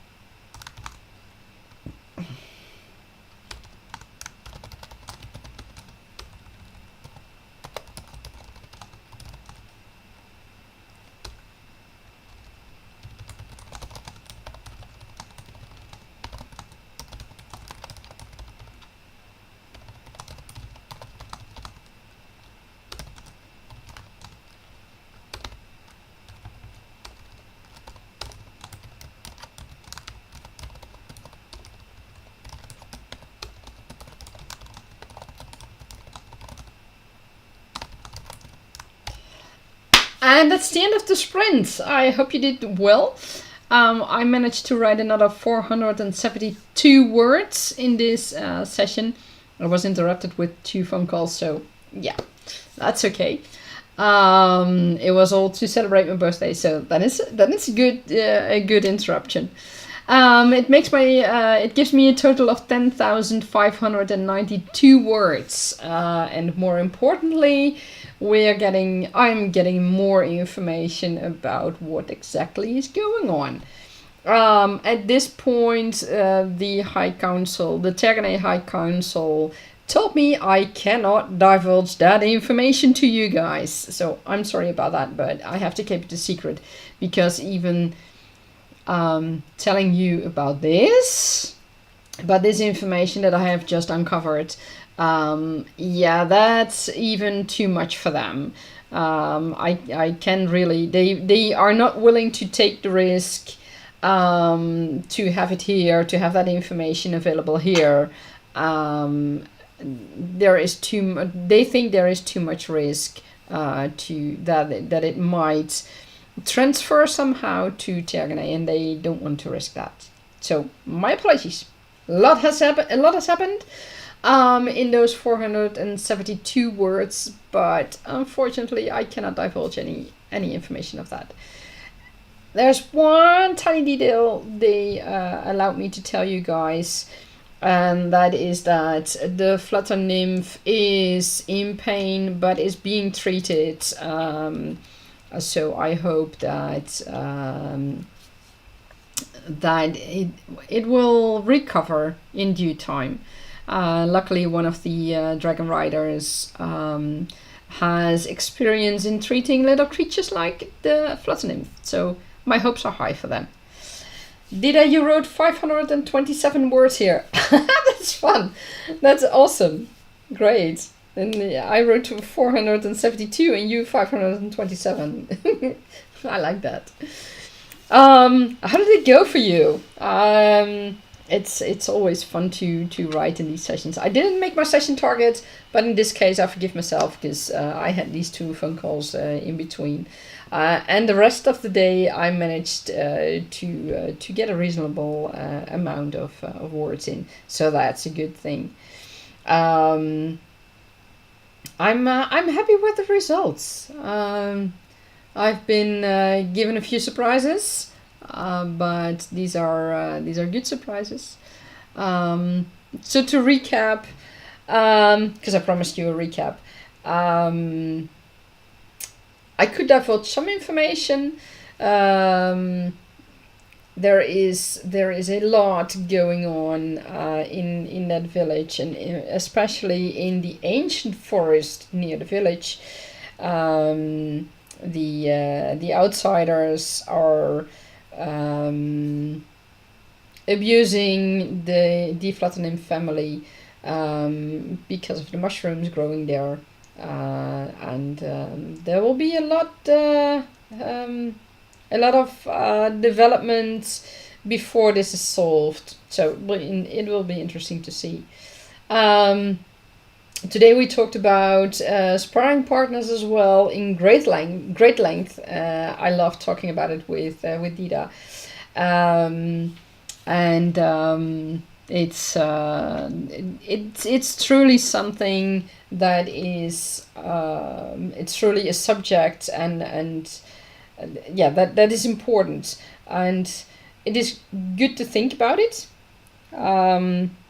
If you how should I say this? I mean, you can decide not to have a sparring partner. It's all up to you. I will never tell anyone how to write. Everybody's writing process is completely different. Luckily, I mean, we're all human, and it would be really weird if we all have the exact writing process. All I can say is that having a sparring partner early on in the process can be a godsend and can be really helpful in fine-tuning your world, your characters, and your story. So do not be afraid to share your world, to share your characters, to share your story with someone else so early on in the process. It will only help make it better. And gosh, after 5 hours, is it 5 hours? It's 5.5 hours, I think. I don't even know what we all talked about. It's so much, and I loved it. I absolutely loved it. But it's too much to recap it all right now. But it's yeah, it was a great birthday stream. Thank you all for joining and for participating in the word sprints and being there. I absolutely loved it. Dida, the guy was on the floor because he was found in a dungeon and not used to standing just now. Okay, that's interesting. He'll get around once his leg stops being funny. Of course, he was just jailed as a dark one. Okay. Question is he a dark one? That's very interesting. I mean, if you've been jailed as a dark one, I mean, it's very well possible that you were framed. And my next question is, was he framed? My next questions are, I should say, was he framed? By whom was he framed? Why was he framed? How was he framed? Yeah, I think that's the top 4. It's so many questions. Those dark ones in your stories are they make me ask so many questions just because your story is so interesting, and the concept of the dark ones is very interesting. Dida, it's been nice. Oh, thank you very much. I'm glad that you liked it. He wasn't framed. Okay, so how was he jailed? Why was he jailed as a dark one? Why, or rather, why did people think that he is a dark one? What made them convinced? What made them to be convinced that he is a dark one? Because that, yeah. He's his father's son. Ah, okay. So the apple doesn't fall far from the tree. That is the concept of thinking from those people. Okay. But then again, a murderer's son isn't necessarily a murderer. So, but I do know that in the past, in more earlier civilizations, older ancient civilizations, whole families were murdered because of the mistake of one person made against royalty. So, yeah, that's it can be hard in that way. So the fact that he was jailed because he was his father's son. Okay, that at least he isn't killed. So is he the Dark One or not? I don't know. I mean, he could be. But he is not used to standing just now. He was found in a dungeon and then not used to standing. So he's been lying a lot he's been only lying in a dungeon for a long while, or has he been hanging on the rafters? No idea why, but it could be. Has he been sitting a lot? Has he been tied down for whatever reason? I mean, he's jailed, so that's not quite logical that he's been tied down as well, but it all depends on... Or locked up in a curl position. Oh my, oh, ouch, ouch. That must be horrible. Why was he locked up in a curl position? Is it the idea that in that way he can't act as a Dark One? Or, I mean, being in a curl position, that must hurt like hell if you're set free. I can only imagine, and I imagine torturous pain. That's the first thing, the first idea that comes to mind if someone has been locked up like that. Has he been locked up also in a box, or has he just been tied up in a curled position, but leaving on the floor, being left on the floor in the dungeon, in the jail? I have lots of questions. Oh my.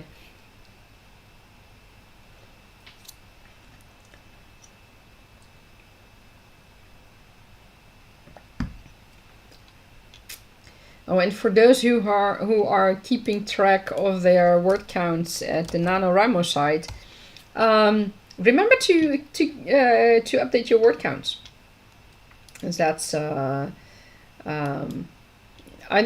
know that I forget that regularly, but oh well, you know, it's okay, it's okay.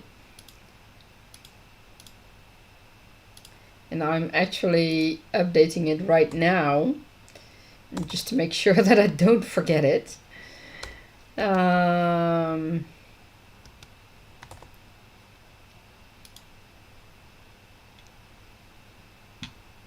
Okay, done the updating.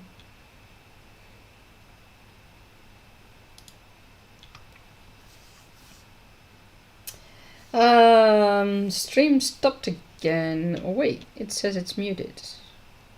Oh wait, my thing is muted, but okay, stream stopped again, but he just had to spend a little space.